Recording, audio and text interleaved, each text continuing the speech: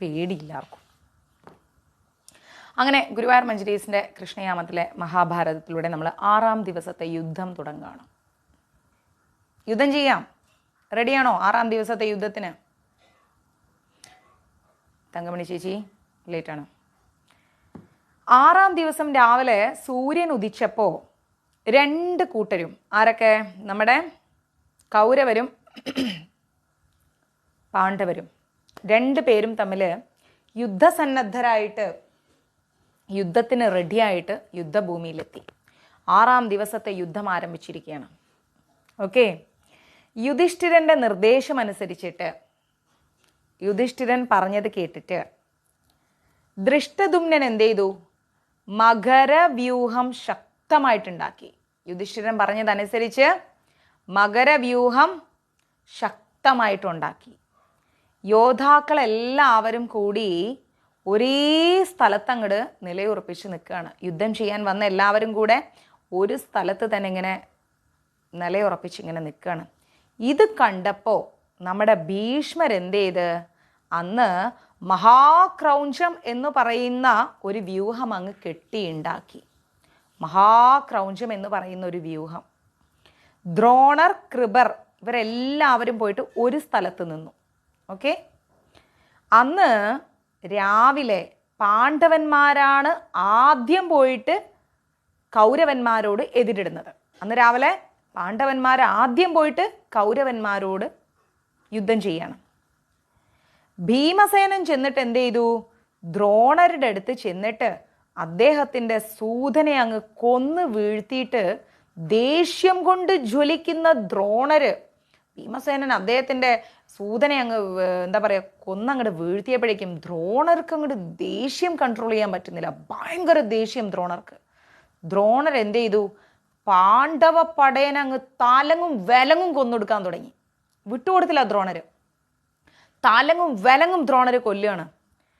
ഭീമനും അർജുനനും ഇത് കണ്ടപ്പോഴത്തേക്കും ഭീമനും അർജുനനും വിട്ടുകൊടുത്തില്ല. നേരെ അങ്ങോട്ട് കൗരവന്മാരുടെ അടുത്തേക്ക് അങ്ങോട്ട് കുതിരയെ അങ്ങോട്ട് ഓടിച്ച് ചെന്നിട്ട് അവരെ അങ്ങോട്ട് തലങ്ങും വിലങ്ങും വെട്ടാൻ തുടങ്ങി. ഭയങ്കര യുദ്ധം.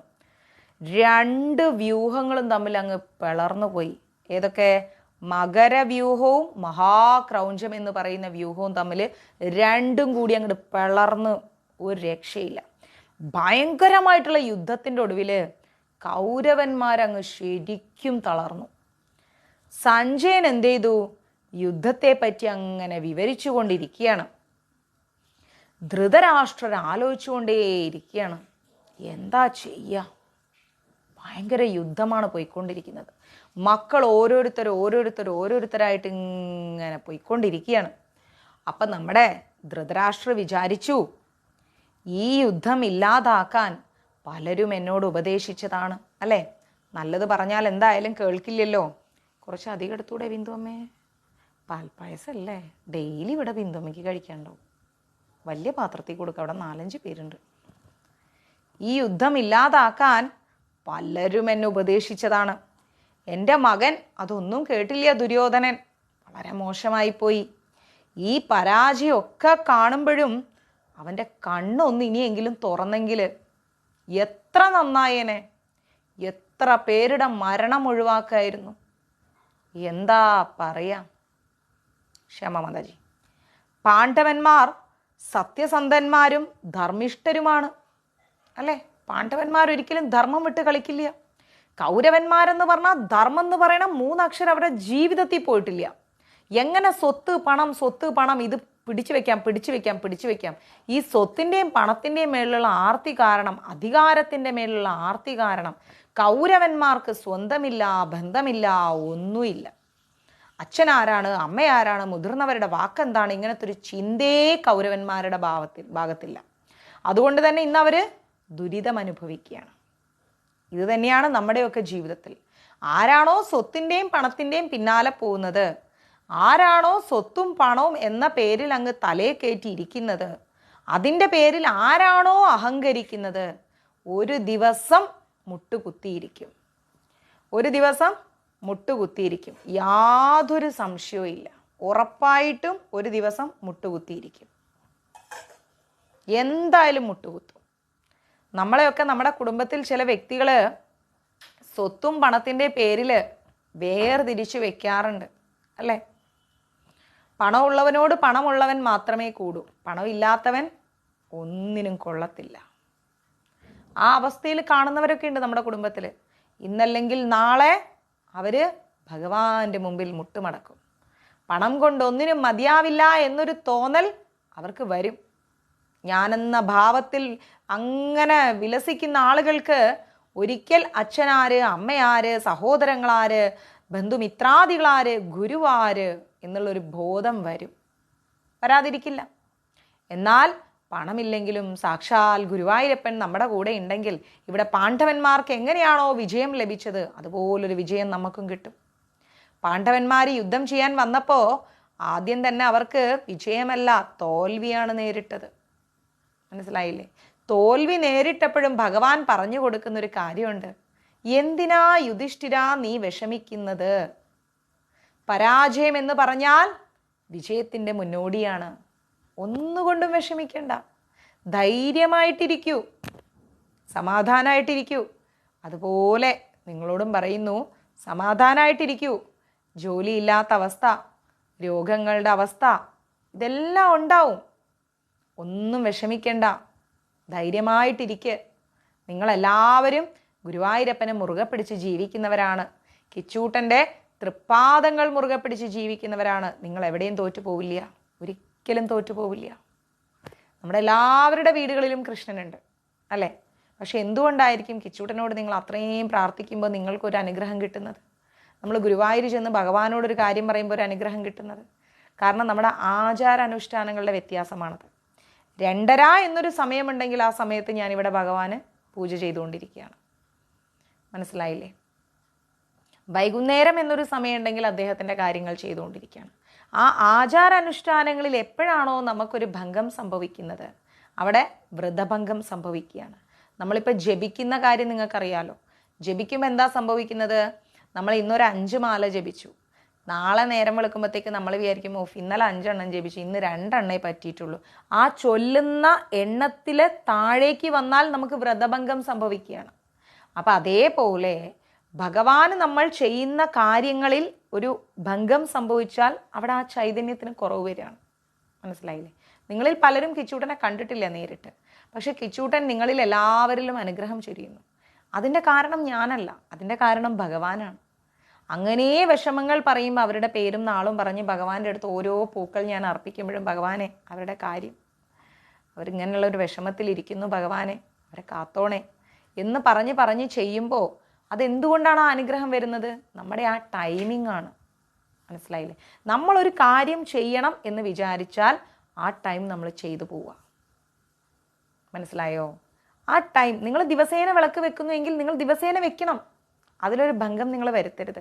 നിങ്ങളുണ്ടെങ്കിൽ വെക്കണം. ഞാനിവിടെ ഉണ്ടെങ്കിൽ ഭഗവാന് പൂജ ചെയ്തിരിക്കും. ഞാനില്ലാത്ത സമയത്ത് എനിക്കൊന്നും ചെയ്യാൻ പറ്റത്തില്ല. അത് ഭഗവാനും അറിയാം. മനസ്സിലായില്ലേ? അത് ഭഗവാനും അറിയാം. അങ്ങനെ ആ ഒരു നിഷ്ഠയിലൂടെ നമ്മൾ പോകുമ്പോൾ മാത്രമേ നമുക്കതിൻ്റെ ഒരു അനുഗ്രഹം കിട്ടൂ. ഇല്ലെങ്കിൽ ഇല്ല. അവിടെ നിഷ്ഠയ്ക്കാണ് പ്രാധാന്യം. അങ്ങനെ ഒരു നിഷ്ഠയും ധർമ്മവും ആരുടെ ഭാഗത്തില്ല? ഇവിടെ നമ്മുടെ കൗരവന്മാരുടെ ഭാഗത്തില്ല. അപ്പോൾ കൗരവന്മാരുടെ ഭാഗത്ത് ആ ധർമ്മവും നിഷ്ഠയും ഇല്ലാത്തത് കൊണ്ടാണ് അവർക്കിവിടെ എന്ത് സംഭവിക്കുന്നത്? തോൽവി സംഭവിക്കുന്നത്. ആരാണോ ധർമ്മത്തോടെ നിഷ്ഠയോടെ ഭഗവാനെ സമീപിക്കുന്നത് ആ വ്യക്തി ഒരിക്കലും തോറ്റുപോവില്ല, ഒരിക്കലും തോറ്റുപോവില്ല. നമ്മുടെ കർമ്മഫലം കൊണ്ട് നമ്മൾ ചിലപ്പം 10 ദിവസമല്ല, 20 ദിവസമല്ല, ഈ 30 ദിവസമല്ല, 40 ദിവസമൊക്കെ നമ്മൾ പ്രാർത്ഥിക്കേണ്ടി വരും. അങ്ങനെ പ്രാർത്ഥിക്കുന്ന സമയത്ത് നമുക്ക് നടക്കില്ലായിരിക്കും അല്ലേ? അപ്പം നമ്മൾ എന്താ ചിന്തിക്കേണ്ടത്? അത് നമ്മുടെ കർമ്മഫലമാണ്, അല്ലാതെ ഭഗവാൻ കേൾക്കാഞ്ഞിട്ടല്ല. ഭഗവാൻ കേൾക്കും. സുധിപ്രഭു പറഞ്ഞ പോലെ ദിവസവും ഒരുപാട് അത്ഭുതമാണ് കിച്ചൂട്ടൻ കാണിച്ചുകൊണ്ടിരിക്കുന്നത്. നിഷ്ഠയോടുകൂടി ഭഗവാനെ ആര് വിളിക്കുന്നു അവർക്ക് അതിനുള്ള അനുഗ്രഹമുണ്ട്. പണ്ട് മുതലേ കിച്ചൂട്ടൻ കാണിക്കുന്നൊരു അത്ഭുതമുണ്ട് എൻ്റെ ജീവിതത്തിൽ. ഞാൻ എന്തോരം ചേർത്ത് പിടിച്ച എൻ്റെ ഒരുപാട് സുഹൃത്തുക്കൾ, എറണാകുളം ഫ്ലാറ്റിലൊക്കെ ഭഗവാൻ ഇരിക്കുന്ന സമയത്ത് ഒത്തിരി സുഹൃത്തുക്കൾ, വളരെ പ്രിയപ്പെട്ട സുഹൃത്തുക്കളായിരിക്കും എനിക്ക്. പക്ഷേ അവർ നമ്മുടെ ഫ്ലാറ്റിൽ വന്ന് എന്തോ ഭഗവാൻ അങ്ങ് ഇഷ്ടമായിട്ടില്ല, അല്ലെങ്കിൽ എന്തോ ഉണ്ടെങ്കിൽ ആ ബന്ധം എന്നിൽ നിന്ന് അകന്നു പോകാറുണ്ട്. ഞാനത് എന്നും ശ്രദ്ധിക്കുന്ന ഒരു കാര്യമായിരുന്നു. എന്നിൽ നിന്ന് അകന്ന് പോവാ ബന്ധം. എനിക്കറിയില്ല എന്തുകൊണ്ടാണ് അങ്ങനെ സംഭവിക്കുന്നത് എന്ന്. കാരണം ഇവിടെ ഈ ഫ്ലാറ്റിലാണെങ്കിലും ഭഗവാൻ ഇരിക്കുമ്പോൾ ഇവിടെ ഒരാൾ വന്ന് ആ വ്യക്തിക്ക് എന്തെങ്കിലും ഒരു ഇത് ഭഗവാൻ കാണുകയാണെങ്കിൽ പിന്നെ ആ വ്യക്തി എൻ്റെ ജീവിതത്തിൽ ഉണ്ടാവില്ല. ഇങ്ങനൊരു കാര്യം കിച്ചൂട്ടൻ്റെ കാര്യത്തിലുണ്ട്. ആദ്യമൊക്കെ എനിക്കത് ഭയങ്കര സങ്കടമായിരുന്നു. അയ്യോ, ഞാൻ എന്തോരം എൻ്റെ ഏറ്റവും അടുത്തൊരു സുഹൃത്ത് ദിവ്യ എന്ന് പറഞ്ഞിട്ട് ഭയങ്കര സുഹൃത്തായിരുന്നു ഞങ്ങൾ തമ്മിൽ. പക്ഷെ ഒരു കാരണവും ഇല്ല, അത് എൻ്റെ കൂടെയാണ് താമസിച്ചുകൊണ്ടിരുന്നത്. ഞാൻ ഷൂട്ട് കഴിഞ്ഞ് വരുമ്പോഴേക്കും അവൾ അവളുടെ ഡ്രസ്സും സാധനങ്ങളും എടുത്ത് പോയി. നല്ല രീതിയിൽ രാവിലെ ബ്രേക്ക്ഫാസ്റ്റ് കഴിച്ച് ഞങ്ങൾ പിരിഞ്ഞതാണ്. ഇന്നും എന്താ റീസൺ എന്ന് എനിക്കും അറിയില്ല, അവൾക്കും അറിയില്ല. എൻ്റെ ബർത്ത്ഡേക്ക് വുമൻസ് ഡേക്കൊക്കെ മെസ്സേജ് ഇടും. അപ്പം ഞാൻ ചോദിച്ചാൽ എന്നോട് പറയും, കുഴപ്പമില്ലടാ, ഞാൻ വേറെ ഫ്ലാറ്റിലുണ്ട്, നീ വാ. അങ്ങനത്തെ ഒരു ഇതാണ്. പക്ഷെ പിന്നീട് ഒരിക്കലും ഞാൻ അറിഞ്ഞു, ഞാൻ ചാനലിൽ പോയപ്പം ഇങ്ങനെ സംസാരിച്ച് വേറെ ഫ്രണ്ട്സിനോട് സംസാരിച്ചിരുന്നപ്പം, നിങ്ങൾ ഒരുമിച്ചാണോ? അല്ല, അവൾ പോയി. നന്നായി. ശാന്ത അങ്ങനൊരു സംഭവമുണ്ട്. അപ്പോൾ നമ്മൾ ആ കിച്ചൂടൻ ആ ഒരു ഭയങ്കര ഒരു, ഞാൻ ഇപ്പോഴും എൻ്റെ ലൈഫിൽ ഒരുപാട് റെസ്പെക്റ്റ് ചെയ്യുന്നൊരു കാര്യമാണത്. കാരണം എനിക്ക് എൻ്റെ ജീവിതത്തിൽ ശരിയല്ല എന്ന് തോന്നുന്നതെല്ലാം ഭഗവാൻ മാറ്റിയിട്ടുണ്ട്. എനിക്കെന്നും ഭഗവാനോടൊരു വലിയൊരു കാരുണ്യമാണ്. മീൻസ് ഭഗവാൻ എന്നോട് കാണിക്കുന്നത്. അതുപോലെ എറണാകുളത്തെ ഫ്ലാറ്റിൽ ഞാൻ താമസിക്കുമ്പോൾ, ഇത് ടോപ്പിക്കിൽ നിന്ന് പിന്മാറുകയല്ല, ഒരു സംഭവം പറയുകയാണ്. താമസിക്കുന്ന സമയത്ത് ഞങ്ങളൊരു നാല് ഫ്രണ്ട്സ് ഒരുമിച്ചായിരുന്നു എറണാകുളത്ത് താമസിച്ചത്. 4 പേരും ചാനൽ എംപ്ലോയീസാണ്. അന്നേരം ഞങ്ങളുടെ കുറേ ഫ്രണ്ട്സ് വരുമായിരുന്നു ഫ്ലാറ്റിൽ, ഒത്തിരി ഫ്രണ്ട്സ് വരും. ചാവി തന്നെ ഞങ്ങൾ അവിടെ ഒരു സൈഡിൽ വെച്ച് കൊടുത്തു കഴിഞ്ഞാൽ ഞങ്ങളുടെ ഫ്രണ്ട്സൊക്കെ വന്ന് കുളിച്ച് ഫുഡ് ഉണ്ടാക്കി കഴിച്ച് അവരങ്ങനെ പോവും. അങ്ങനെയാണ്. അപ്പോൾ അവിടെ 3 BHK ആയിരുന്നു ഫ്ലാറ്റ്. അപ്പോൾ ഒരു 1 BHK ഞങ്ങൾ പൂജാമുറിയാക്കി മാറ്റി. കാരണം കൂടുതൽ ലേഡീസും അശുദ്ധിയും കാര്യങ്ങളൊക്കെ ഉള്ളതുകൊണ്ട് ഞാൻ ഒന്ന് പൂജാമുറിയാക്കി. ആ പൂജാമുറിയിൽ കയറുന്ന ആ എൻട്രൻസിൻ്റെ അവിടെയായിരുന്നു ഞാൻ ഭഗവാനെ വെച്ചത്, കിച്ചൂട്ടനെ വെച്ചത്, ഒരു ചെറിയ ടേബിളിൽ. അവിടെ വിളക്ക് വെക്കും.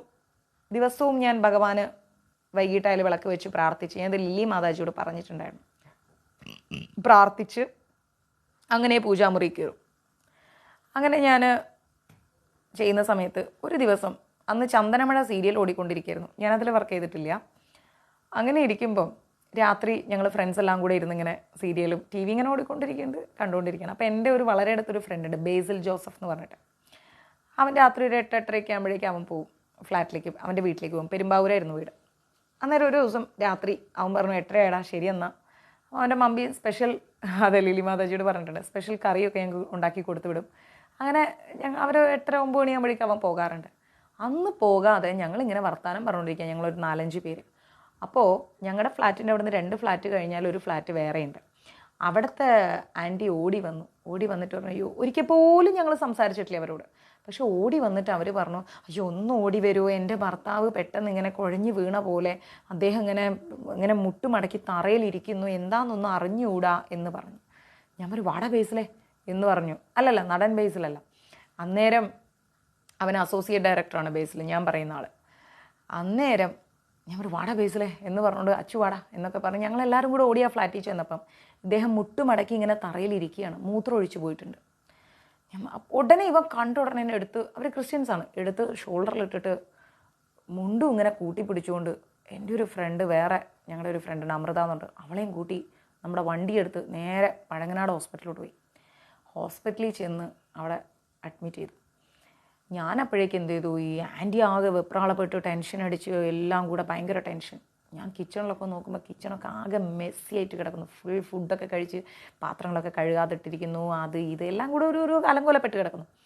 ഞാനതൊക്കെ വേഗം കഴുകി വൃത്തിയാക്കി എല്ലാം എടുത്ത്, ഞാൻ ആൻറ്റി സമാധാനമായിട്ടിരിക്കും, ആൻറ്റി സ്വസ്ഥമായിട്ടിരിക്കും എന്നൊക്കെ പറഞ്ഞ് ഒരു കാപ്പിയൊക്കെ ഇട്ട് ആൻറ്റിക്ക് കൊടുത്ത്, ആൻറ്റി ഇങ്ങനെ ടെൻഷൻ അടിക്കുകയാണ്. വേറെ ആരും ഇല്ല ഫ്ലാറ്റിൽ. ബേസിലെ കോൾ വന്നു, എടാ അമ്മു. ഞാൻ ചോദിച്ചു, എന്തേ? അങ്കിള് മരിച്ചടാ. ഞാൻ പറഞ്ഞു, അയ്യോ 20 മിനിറ്റാടാ മരിച്ചിട്ട്. ഞാൻ പറഞ്ഞു, ദൈവമേ, ഞാൻ ആൻറ്റിയോട് എന്ത് പറയടാ? നീ ഇപ്പോൾ ഒന്നും പറയണ്ട, നീ അവിടെയൊക്കെ ക്ലീനാക്കി വെക്ക്. അങ്ങനെ ഞാനിതെല്ലാം കൂടെ ക്ലീനാക്കി വെക്കുകയാണേ. ദിവസവും രാവിലെ ഞാനിങ്ങനെ വാക്കിങ്ങിനൊക്കെ പോകുമ്പോൾ അങ്കിളിനെ കാണാറുണ്ട്. ആൻറ്റി അധികം ഞാൻ മീറ്റ് ചെയ്യാറില്ല. അങ്കിളിനെ കണ്ടു കഴിഞ്ഞാൽ ഗുഡ് മോർണിംഗ് എന്നൊക്കെ ഇങ്ങനെ പറയാറുണ്ട്. ഒക്കെ പാടെ എനിക്ക് ടെൻഷനായിട്ടും പാടില്ല. ഞാൻ എന്ത് ചെയ്തു എന്ന് ഓർത്ത് കഴിഞ്ഞാൽ വേഗം ക്ലീനിങ്ങൊക്കെ കഴിഞ്ഞിട്ടേ ആൻറ്റിയോട് ഞാൻ പറഞ്ഞു, ആൻറ്റി സമാധാനമായിട്ട് ഇരിക്കുക, എന്തായാലും അങ്കിള് വരും എന്നൊക്കെ പറഞ്ഞു. അപ്പോൾ അവിടെ നിന്ന് ഫോൺ വന്നു, അങ്കിളിൻ്റെ ഒരു വൈറ്റ് ഡ്രസ്സ് വേണം എന്ന് പറഞ്ഞുകൊണ്ട്. ഞാൻ പറഞ്ഞു ആൻറ്റി അങ്കിളിൻ്റെ ഒരു നല്ല ഡ്രസ്സ്, വാ മോളെ നമുക്ക് ഹോസ്പിറ്റലിൽ പോകാം. ഞാൻ പറഞ്ഞു അല്ല ആൻറ്റി ഒരു മിനിറ്റ്, അവിടെ അങ്കിൾ ഇട്ട ഡ്രസ്സൊക്കെ ഇങ്ങനെ മുഷിഞ്ഞിരിക്കല്ലേ മൂത്രമൊക്കെ ആയിട്ട്, അപ്പോൾ അത് അവർ മാറ്റിയതിന് ശേഷം വാർഡിൽ കൊണ്ടുവന്നിട്ട് നമുക്ക് പോകാം ആൻറ്റി എന്ന് പറഞ്ഞു. അങ്ങനെ ഞാൻ വേഗം ആൻറ്റിയുടെ അലമാറിന്ന് ഡ്രസ്സൊക്കെ എടുത്ത് താഴെ എൻ്റെ ഫ്രണ്ട് വന്നപ്പോൾ കൊടുത്തു വിട്ടു. അങ്ങനെ ഫ്ലാറ്റിൻ്റെ സെക്രട്ടറിയും സെക്യൂരിറ്റിയും അസോസിയേഷനിൽ ചെന്നിട്ട് ഞാൻ പറഞ്ഞു ഇങ്ങനെ അങ്കിൾ മരിച്ചു, ആൻറ്റിയോട് പറഞ്ഞിട്ടില്ല എന്ന് പറഞ്ഞു. ഓ ശരി ശരി എന്ന് പറഞ്ഞിട്ട് അങ്ങനെ കുറച്ച് കഴിഞ്ഞപ്പോഴേക്കും ആൻറ്റിയോട് ഞാൻ പറഞ്ഞു ആൻറ്റി ഈ കാപ്പിയൊക്കെ കുടിക്കുക. ഞാൻ വീട്ടിൽ ചെന്ന് കുറച്ച് ചോറൊക്കെ അവർക്ക് കൊടുത്ത് ഞാൻ പറഞ്ഞു ആൻറ്റി സമാധാനമായിട്ട് ഇരിക്കൂ, സ്വസ്ഥമായിട്ടിരിക്കൂ, എല്ലാം തമ്പുരാൻ്റെ അടുത്തേക്കല്ലേ എന്നൊക്കെ പറഞ്ഞ് എങ്ങനെയെങ്കിലുമൊക്കെ ഞാൻ പറഞ്ഞ് ഇവരെ സമാധാനിപ്പിച്ചു. അങ്ങനെ അന്ന് രാത്രി മുഴുവൻ സത്യം പറഞ്ഞാൽ എല്ലാവരും ബോഡി കൊണ്ടുവന്നതിന് ശേഷം എല്ലാവരും വന്ന് കണ്ടുപോയി. ഞാനും ഈ ഡെഡ് ബോഡിയും കാവലിരിക്കണം. രാത്രി മുഴുവൻ ഇദ്ദേഹത്തിൻ്റെ തലയ്ക്ക് ഭാഗത്ത് വെച്ചിരിക്കുന്ന നമ്മുടെ മെഴുകുതിരി അണയാതിരിക്കാൻ വേണ്ടി ഞാൻ കാവലിരിക്കണം ഈ ഡെഡ് ബോഡിക്ക്. ആൻറ്റി റൂമിൽ കിടക്കുന്നു, ബാക്കി എൻ്റെ ഫ്രണ്ട്സ് മുഴുവൻ പോയി കിടന്നു. ബേസിനോട് ഞാൻ പറഞ്ഞു നീ പൊക്കോടാ, മമ്മി അവിടെ ഒറ്റയ്ക്കല്ലേ എന്ന് പറഞ്ഞാൽ അവനെയും വിട്ടു. രാത്രി മുഴുവൻ ഈ ഡെഡ് ബോഡി നോക്കിക്കൊണ്ടിരിക്കുകയാണ്. നമ്മൾ ഏതോ ജന്മത്തിൽ ചെയ്യേണ്ട ഒരു കർമ്മമായിരുന്നു അത്. ഞാൻ അത്രേ കാണുന്നുള്ളൂ. അങ്ങനെ അദ്ദേഹത്തിന് ഒരു പരിചയമില്ലാത്ത അദ്ദേഹത്തിന് ഞാൻ കാവലിരുന്നു. സംഭവം ഇദ്ദേഹം ബോംബെയിൽ വെച്ചിട്ട് 2ാമത് വിവാഹം ചെയ്താണ് ഈ ആൻറ്റിയുടെയും സെക്കൻഡ് മാരേജ് ആയിരുന്നു. അതുകൊണ്ട് തന്നെ മക്കളൊക്കെ ആയിട്ട് കുറച്ച് കശപിശിയായിരുന്നു. സംഭവം ആൻറ്റി പിന്നെ വിട്ടു, ആ സംഭവം വിട്ടു, അത് വേറെ കാര്യം, അത് വേറൊരു ഡൈവേർട്ട് ചെയ്തു പോയി ആ സ്റ്റോറി. അങ്ങനെ പിറ്റേന്ന് രാവിലെ ആയപ്പോഴേക്കും ആൻറ്റിയെ ഒരു കാരണവശാലും മക്കളൊക്കെ വന്നപ്പം ഡെഡ് ബോഡി അടക്കുന്നിടത്ത് കൊണ്ടുപോയില്ല എന്ന് തന്നെ വാശി. അങ്ങനെ ഞങ്ങൾ കൊണ്ടുപോയി കാണിച്ചു. തിരിച്ചു വന്ന് 3ാം ദിവസം ഞാൻ നോക്കുമ്പോൾ ആൻറ്റി ഉണ്ട് പാർക്കിലിരുന്നിട്ട് സുഖമായി മൊബൈലിൽ നോക്കിക്കൊണ്ടിരിക്കുന്നു. അവർ ആ സംഭവമേ മറന്നു. ഒരു 5 days 6 days ആയപ്പോൾ അവർ ആ ഫ്ലാറ്റ് ചെക്കൗട്ട് ചെയ്തിട്ട് അവർ വേറെ സ്ഥലത്തേക്ക് പോയി. എന്നാൽ പിന്നീടുള്ള 4-5 ദിവസം നമ്മുടെ ബേസിലിനെ വീട്ടിലേക്ക് കാണുന്നില്ല. ഇപ്പം വിളിച്ചാൽ അവൻ ഫോൺ എടുക്കും, കാണുന്നില്ല. ഞാൻ മമ്മിയോട് ചോദിച്ചു മമ്മി എന്താ അവൻ വരാത്ത ഇങ്ങോട്ട്? അപ്പം മമ്മി പറഞ്ഞു ആർക്കറിയാം മോളെ, എപ്പോൾ നോക്കിയാലും റൂം അടച്ചിട്ടിട്ട് ഇങ്ങനെ കിടപ്പന്നെ, അവനെന്തോ അവിടെ അന്ന് ആ അങ്കിള് മരിച്ചു എന്നൊക്കെ പറഞ്ഞാൽ ഭയങ്കര സങ്കടമായി കാണും, എന്തോ വിളിച്ചു നോക്കുന്ന പറയും. ഞാൻ പറയാം വീട്ടിലോട്ട് വാടാ, വരാടാ എന്നൊരു മെസ്സേജ് മാത്രം. ഇല്ലെങ്കിൽ ഞങ്ങളെല്ലാവരും ഒരു ഗ്യാങ്ങാണ്. വീട്ടിൽ വരുന്ന ബാക്കി ഫ്രണ്ട്സൊക്കെ ചോദിക്കുന്നത് അവനെന്തിയെന്ന് പറയാൻ ഒരു ആൻസർ ഇല്ല. 5ാമത്തെ ദിവസമായപ്പോൾ ഞങ്ങൾ മെസ്സേജ് ഇട്ടു, ബേസിലെ ഇന്നും കൂടെ വന്നില്ലെങ്കിൽ തീർന്നു കേട്ടോ, ഇനിയിപ്പം ഒരു വർത്താനോ ഇല്ല എന്നൊക്കെ പറഞ്ഞ് മെസ്സേജ് ഇട്ടു. ഞാനിങ്ങനെ വൈകുന്നേരം നാമം ചൊല്ലുകയാണ് നമ്മുടെ കിച്ചൂട്ടൻ്റെ മുമ്പിൽ വിളക്ക് വെച്ചിട്ട്. നാമം ചൊല്ലിക്കൊണ്ടിരിക്കെ ഇവൻ വന്ന് ബെല്ലടിച്ചപ്പം എൻ്റെ വേറൊരു ഫ്രണ്ട് പോയിട്ട് ഡോർ തുറന്നു. 5 ദിവസം വരാത്തതുകൊണ്ട് അവൾ കുറച്ച് പരിഭവനോട് കാണിച്ചു, ഒന്നും മിണ്ടിയില്ല. ഇവൻ ഞാൻ നാമം ചൊല്ലുന്നത് നോക്കിക്കൊണ്ട് നമ്മുടെ ഡോറിൻ്റെ മുമ്പിൽ ഇങ്ങനെ നിൽക്കുകയാണ്, അകത്തേക്ക് കയറുന്നില്ല. ഞാൻ തിരിഞ്ഞു നോക്കിയപ്പോഴേക്കും ഇവൻ അവിടെ തന്നെ നിൽക്കുകയാണ്. അപ്പം ഞാൻ ഇങ്ങനെ കാണിച്ചുകൊണ്ട് ഞാൻ നാമം ചൊല്ലി. പക്ഷെ കുറച്ച് കഴിഞ്ഞപ്പോഴേ ഞാൻ നാമം ചൊല്ലി തീരാറായപ്പോഴേക്കും ഇവൻ കിച്ചൂട്ടൻ്റെ മുമ്പിൽ വന്നു. ക്രിസ്ത്യനാണ്, പക്ഷെ ഭയങ്കര ഹൈന്ദവ വിശ്വാസിയാണ്. കിച്ചൂട്ടൻ്റെ മുമ്പിൽ വന്നിട്ട് ഇവൻ ഇങ്ങനെ നിൽക്കുക തലയും കുനിച്ചുകൊണ്ട്. ഇങ്ങനെ നിന്നിട്ട് പിന്നെ ഞാൻ ഇവൻ്റെ മുഖമൊക്കെ ഇങ്ങനെ റെഡിഷായിട്ട് വരികയാണ്, ഭയങ്കര റെഡിഷായി വന്നിട്ട് ടേ എന്നും പറഞ്ഞിട്ട് തലയടിച്ച് താഴെ വീണു നമ്മുടെ ഹാളിൽ. എൻ്റെ ഫ്രണ്ട്സൊക്കെ ഇത് കേട്ട് കഴിഞ്ഞാൽ അത് ഓർക്കും അവർ ആ സംഭവം, ബേസിലടക്കം. ഞാൻ ഒരിക്കൽ ബേസിലെ ലൈവിൽ കാണിച്ചിടാം. തറയിലൊരു വീഴ്ച അങ്ങ് വീണു. ഞാൻ പറയും നാമം ചൊല്ലുന്നതും അവിടെ നിർത്തി. ബേസിലെ എന്താണെന്ന് ചോദിച്ചു. അപ്പോഴത്തേക്ക് എൻ്റെ വേറെ ഫ്രണ്ട്സും വന്നു. തൊട്ടപ്പുറത്തൊരു ഫാമിലി താമസിച്ചിരുന്നു. അവർ ഇങ്ങനെ ഡോറ് തുറന്നു വെച്ചപ്പം വാതിലായിരുന്നു. അവരെ ഹോളും നമ്മുടെ ഹോളും സ്ട്രെയിറ്റ് ആയിരുന്നു, ഇങ്ങനെ കാണാം. അവർ ഓടി വന്ന് മെബിൻ എന്തു പറ്റി? ഞാൻ പറഞ്ഞു ആവോ അറിയില്ല. ബേസിൽ എന്താടാന്ന് ചോദിച്ചുകൊണ്ട് വേഗം എഴുന്നേപ്പിച്ച് വെള്ളമൊക്കെ കുടഞ്ഞ് അവനെ ഞങ്ങൾ ബെഡിൽ കിടത്തിയപ്പം ലാസ്റ്റ് 5 days വരെയുള്ള സംഭവം അവനൊന്നും ഓർമ്മയില്ല. ഞങ്ങൾ വിളിച്ചതും മെസ്സേജ് അയച്ചതും അവൻ വീട്ടിൽ നിന്ന് പെരുമ്പാവൂരിൽ നിന്ന് ഞങ്ങളുടെ ഫ്ലാറ്റ് വരെ വന്നതും ഒന്നും അവന് ഓർമ്മയില്ല. അവൻ എന്നോട് ഇങ്ങനെ ബോഡി എടുത്തു തോന്നുന്നു. ഞാൻ പറഞ്ഞു ബോഡിയോ? ആരുടെ ബോഡി? അപ്പോൾ എന്നോട് പറയാം അങ്കിളുടെ. ഞാൻ പറഞ്ഞു കൊള്ളാം. ബോഡി അടക്കലും കഴിഞ്ഞ് ഇന്നേക്ക് 5ാമത്തെ ദിവസം ആ ആൻറ്റി ഫ്ലാറ്റ് മാറാൻ വേണ്ടി സാധനങ്ങളൊക്കെ പാക്ക് ചെയ്തുകൊണ്ടിരിക്കുന്നു. നീ ഏത് ലോകത്തായിരുന്നു ചോദിച്ചു. ഇല്ലടാ ഞാൻ ഇവിടുന്ന് പോയതല്ലേ, അന്ന് വണ്ടി ഓടിച്ച് ഞാൻ വീട്ടിലെത്തി. പിന്നെ ഇതാണ് അവൻ പറഞ്ഞത്. വേറൊന്നും അവന് ഓർമ്മയില്ല. ഇന്നും ഭയങ്കര അത്ഭുതം. എന്നിട്ട് എനിക്ക് മെസ്സേജ് ഇട്ടു, അവൻ്റെ കല്യാണം കഴിഞ്ഞപ്പോൾ ഒരു കുട്ടിയായി. അപ്പം എന്നോട് പറഞ്ഞു എടാ ഞാൻ വരുന്നുണ്ട് ചെന്നൈയിലേക്ക്, എനിക്ക് എന്തായാലും കിച്ചൂട്ടനെ കാണണം. അയ്യോ എൻ്റെ ജീവിതത്തിൽ മറക്കാനാവാത്തൊരു സംഭവമാണ്. അപ്പം ഞങ്ങൾ തീരുമാനിച്ചു എന്തോ ഒരു നെഗറ്റീവ് അവനിലുണ്ടായിരുന്നു. അമ്മ ഒരു കൊതുകുതിരി എത്തിച്ചേ, എന്തോ ഒരു നെഗറ്റീവ് അവനിലുണ്ടായിരുന്നു. ആ നെഗറ്റീവ് വന്ന് ഭഗവാൻ അത് ഒഴിവാക്കിയതാണെന്നുള്ളത്. ഇന്നും അത് ഞങ്ങൾക്കൊരു ഭയങ്കര മിസ്റ്ററി പോലെ കിടക്കുന്ന ഒരു കാര്യമാണത്. ആ ഒരു സംഭവം അത്രയ്ക്ക് പവർഫുള്ളാണ് കിച്ചൂട്ടൻ്റെ കാര്യം. അത്രയ്ക്ക് പവർഫുള്ളാണ്. അങ്ങനെ എന്തെല്ലാം അനുഭവങ്ങൾ ഉണ്ടായിരുന്നു എന്നറിയോ. അതെന്താ സംഭവം എന്ന് വെച്ചാൽ ഇന്നും ഞങ്ങൾക്ക് അറിഞ്ഞുകൂടാ എന്താണ് കാര്യം, ഏതാണ് കാര്യം എന്നുള്ളത്. അങ്ങനെ ഒത്തിരി സംഭവങ്ങൾ ഞങ്ങളുടെ ഫ്രണ്ട്സ് സർക്കിളിൽ നടന്നിട്ടുണ്ട്. ഓരോരുത്തരെ ഞാൻ ലൈവിൽ കാണിച്ചു തരുമ്പോൾ അവർ പറയും അത്ഭുതങ്ങൾ എന്തൊക്കെയാണെന്നുള്ളത്. ഭയങ്കര അത്ഭുതങ്ങൾ. അങ്ങനെ എന്തെല്ലാം കാര്യങ്ങൾ. ഇപ്പം അത് പറഞ്ഞുകൊണ്ടിരുന്നാൽ നമ്മുടെ കഥ മുന്നോട്ട് പോവില്ല, യുദ്ധം മുന്നോട്ട് പോവില്ല. ഞാൻ യുദ്ധത്തിലേക്ക് കിടക്കുകയാണ്. അപ്പോൾ ഇവിടെ ധർമ്മം ഉണ്ടെങ്കിൽ മാത്രമേ ജയിക്കാൻ പറ്റൂ എന്നുള്ള കാര്യം എന്താണ് പാണ്ഡവന്മാർക്കറിയാം. അതുപോലെ കൗരവന്മാർക്കും ഇപ്പം ബോധ്യപ്പെട്ടുകൊണ്ട് വരികയാണ് അല്ലേ. പാണ്ഡവന്മാർ എന്ന് പറഞ്ഞാൽ സത്യസന്ധരും ധർമ്മിഷ്ഠരുമാണ്. അതുകൊണ്ട് ദേവന്മാർ പോലും അവരെ സഹായിക്കാൻ എത്തും. ആലോചിച്ച് നോക്കണം, ദേവന്മാർ പോലും അവരെ സഹായിക്കാൻ എത്തും. എന്നാൽ ഒരു കാരണവശാലും കൗരവന്മാരെ സഹായിക്കാൻ എന്തുകൊണ്ടാണ് എത്താത്തത്? അവരുടെ ഭാഗത്ത് ധർമ്മമില്ല. അതാണ് കാര്യം. ധർമ്മം ഉണ്ടെങ്കിൽ മാത്രമേ ദേവന്മാരുടെ സഹായം പോലും നമുക്കുണ്ടാവൂ. പിന്നെന്താ പറയുന്നത്? അവസാനം ഭീമസേനൻ എൻ്റെ മക്കളെയൊക്കെ കൊല്ലും. ആരാ പറയുന്നത്? നമ്മുടെ ധൃതരാഷ്ട്രം ഉറപ്പിച്ചു. എന്തായാലും ഭീമസേനൻ എൻ്റെ മക്കളെ മുഴുവൻ നശിപ്പിക്കുക, അതിൽ യാതൊരു സംശയമില്ല. ഇതെല്ലാം എനിക്ക് സഹിക്കേണ്ടി വന്നില്ലേ? എൻ്റെ മകനായിരിക്കുന്ന ദുര്യോധനനോട് 100,000 പ്രാവശ്യം പറഞ്ഞു കൊടുത്തു, മോനെ വേണ്ട വേണ്ട വേണ്ടാന്ന്. ആരൊക്കെ പറഞ്ഞു കൊടുത്തു, എന്നിട്ട് പോലും അവൻ കേട്ടില്ല. ഇങ്ങനെ പലതും പറഞ്ഞ് കരയുന്ന ധൃതരാഷ്ട്രരോട് സഞ്ജയൻ പറഞ്ഞു, മഹാരാജാവേ, ഇപ്പൊ ദുഃഖിച്ചിട്ട് കാര്യമില്ല, ഇപ്പൊ ദുഃഖിച്ചിട്ട് ഒരു കാര്യമല്ല. ഇതെല്ലാം അങ്ങ് ചെയ്ത പ്രവൃത്തികൾ തന്നെയാണ്. അങ്ങ് ചെയ്ത പ്രവൃത്തിയുടെ ദോഷഫലമാണ് ഇതൊക്കെ, അല്ലാതെ മറ്റൊന്നുമല്ല. അന്ന് തന്നെ ദുര്യോധനനെ തടഞ്ഞിരുന്നെങ്കിൽ ഇത് വല്ലതും നടക്കുമായിരുന്നോ? അങ്ങയുടെ മക്കൾക്കും സുഖമായി ജീവിക്കാം, പാണ്ഡവർക്കും സുഖമായി ജീവിക്കാം, രണ്ടു കൂട്ടർക്കും സ്നേഹത്തോടെ ഭരണം നടത്താം. അങ്ങും കേട്ടില്ല, അങ്ങയുടെ മക്കളും കേട്ടില്ല. ഇതായിരുന്നു പ്രശ്നം.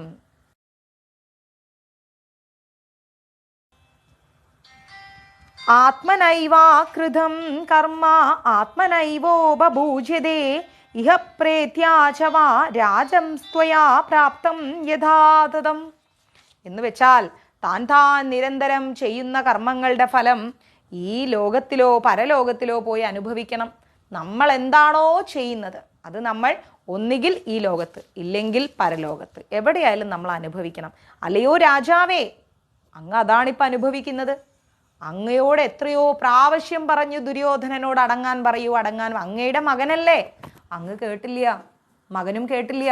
അതിൻ്റെ ദുരിത ഫലമാണ് ഇപ്പോൾ രണ്ടുപേരും ചേർന്ന് അനുഭവിച്ചുകൊണ്ടിരിക്കുന്നത്. ഇനി ഇതെല്ലാം സഹിക്കാൻ മാത്രമേ നിവർത്തിയുള്ളൂ, മറ്റൊരു വഴിയില്ല.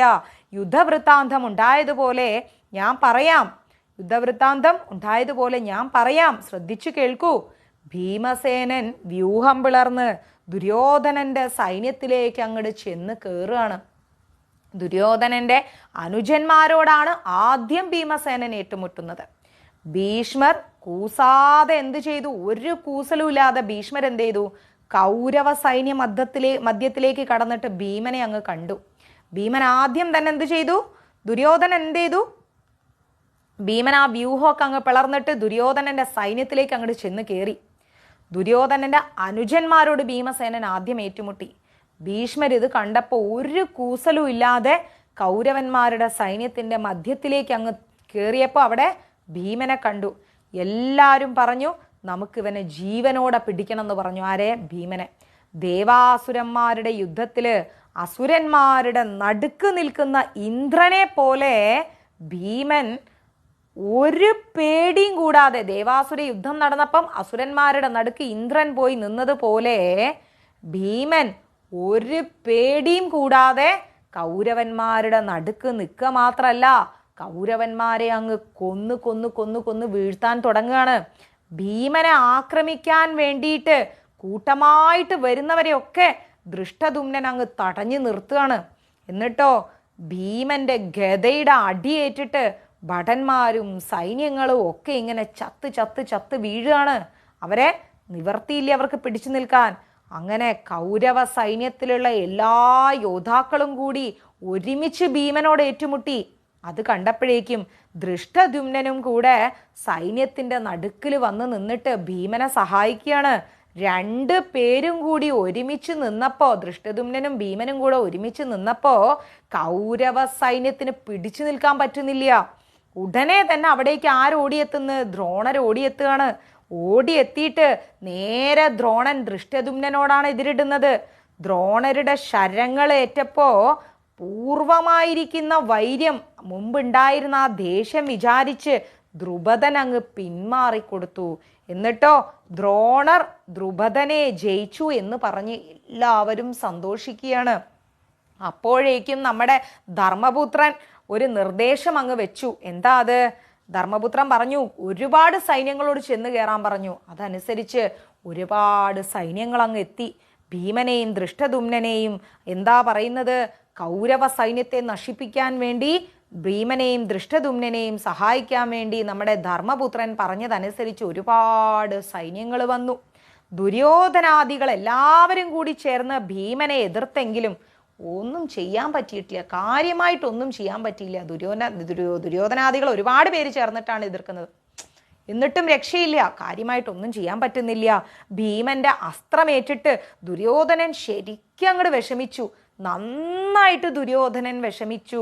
ദുര്യോധനന്റെ തേരിനെയും കുതിരകളെയും സൂതനെയും ധ്വജത്തെ എല്ലാം കയറിയിട്ട് ഭീമൻ അങ്ങ് നശിപ്പിക്കുകയാണ്.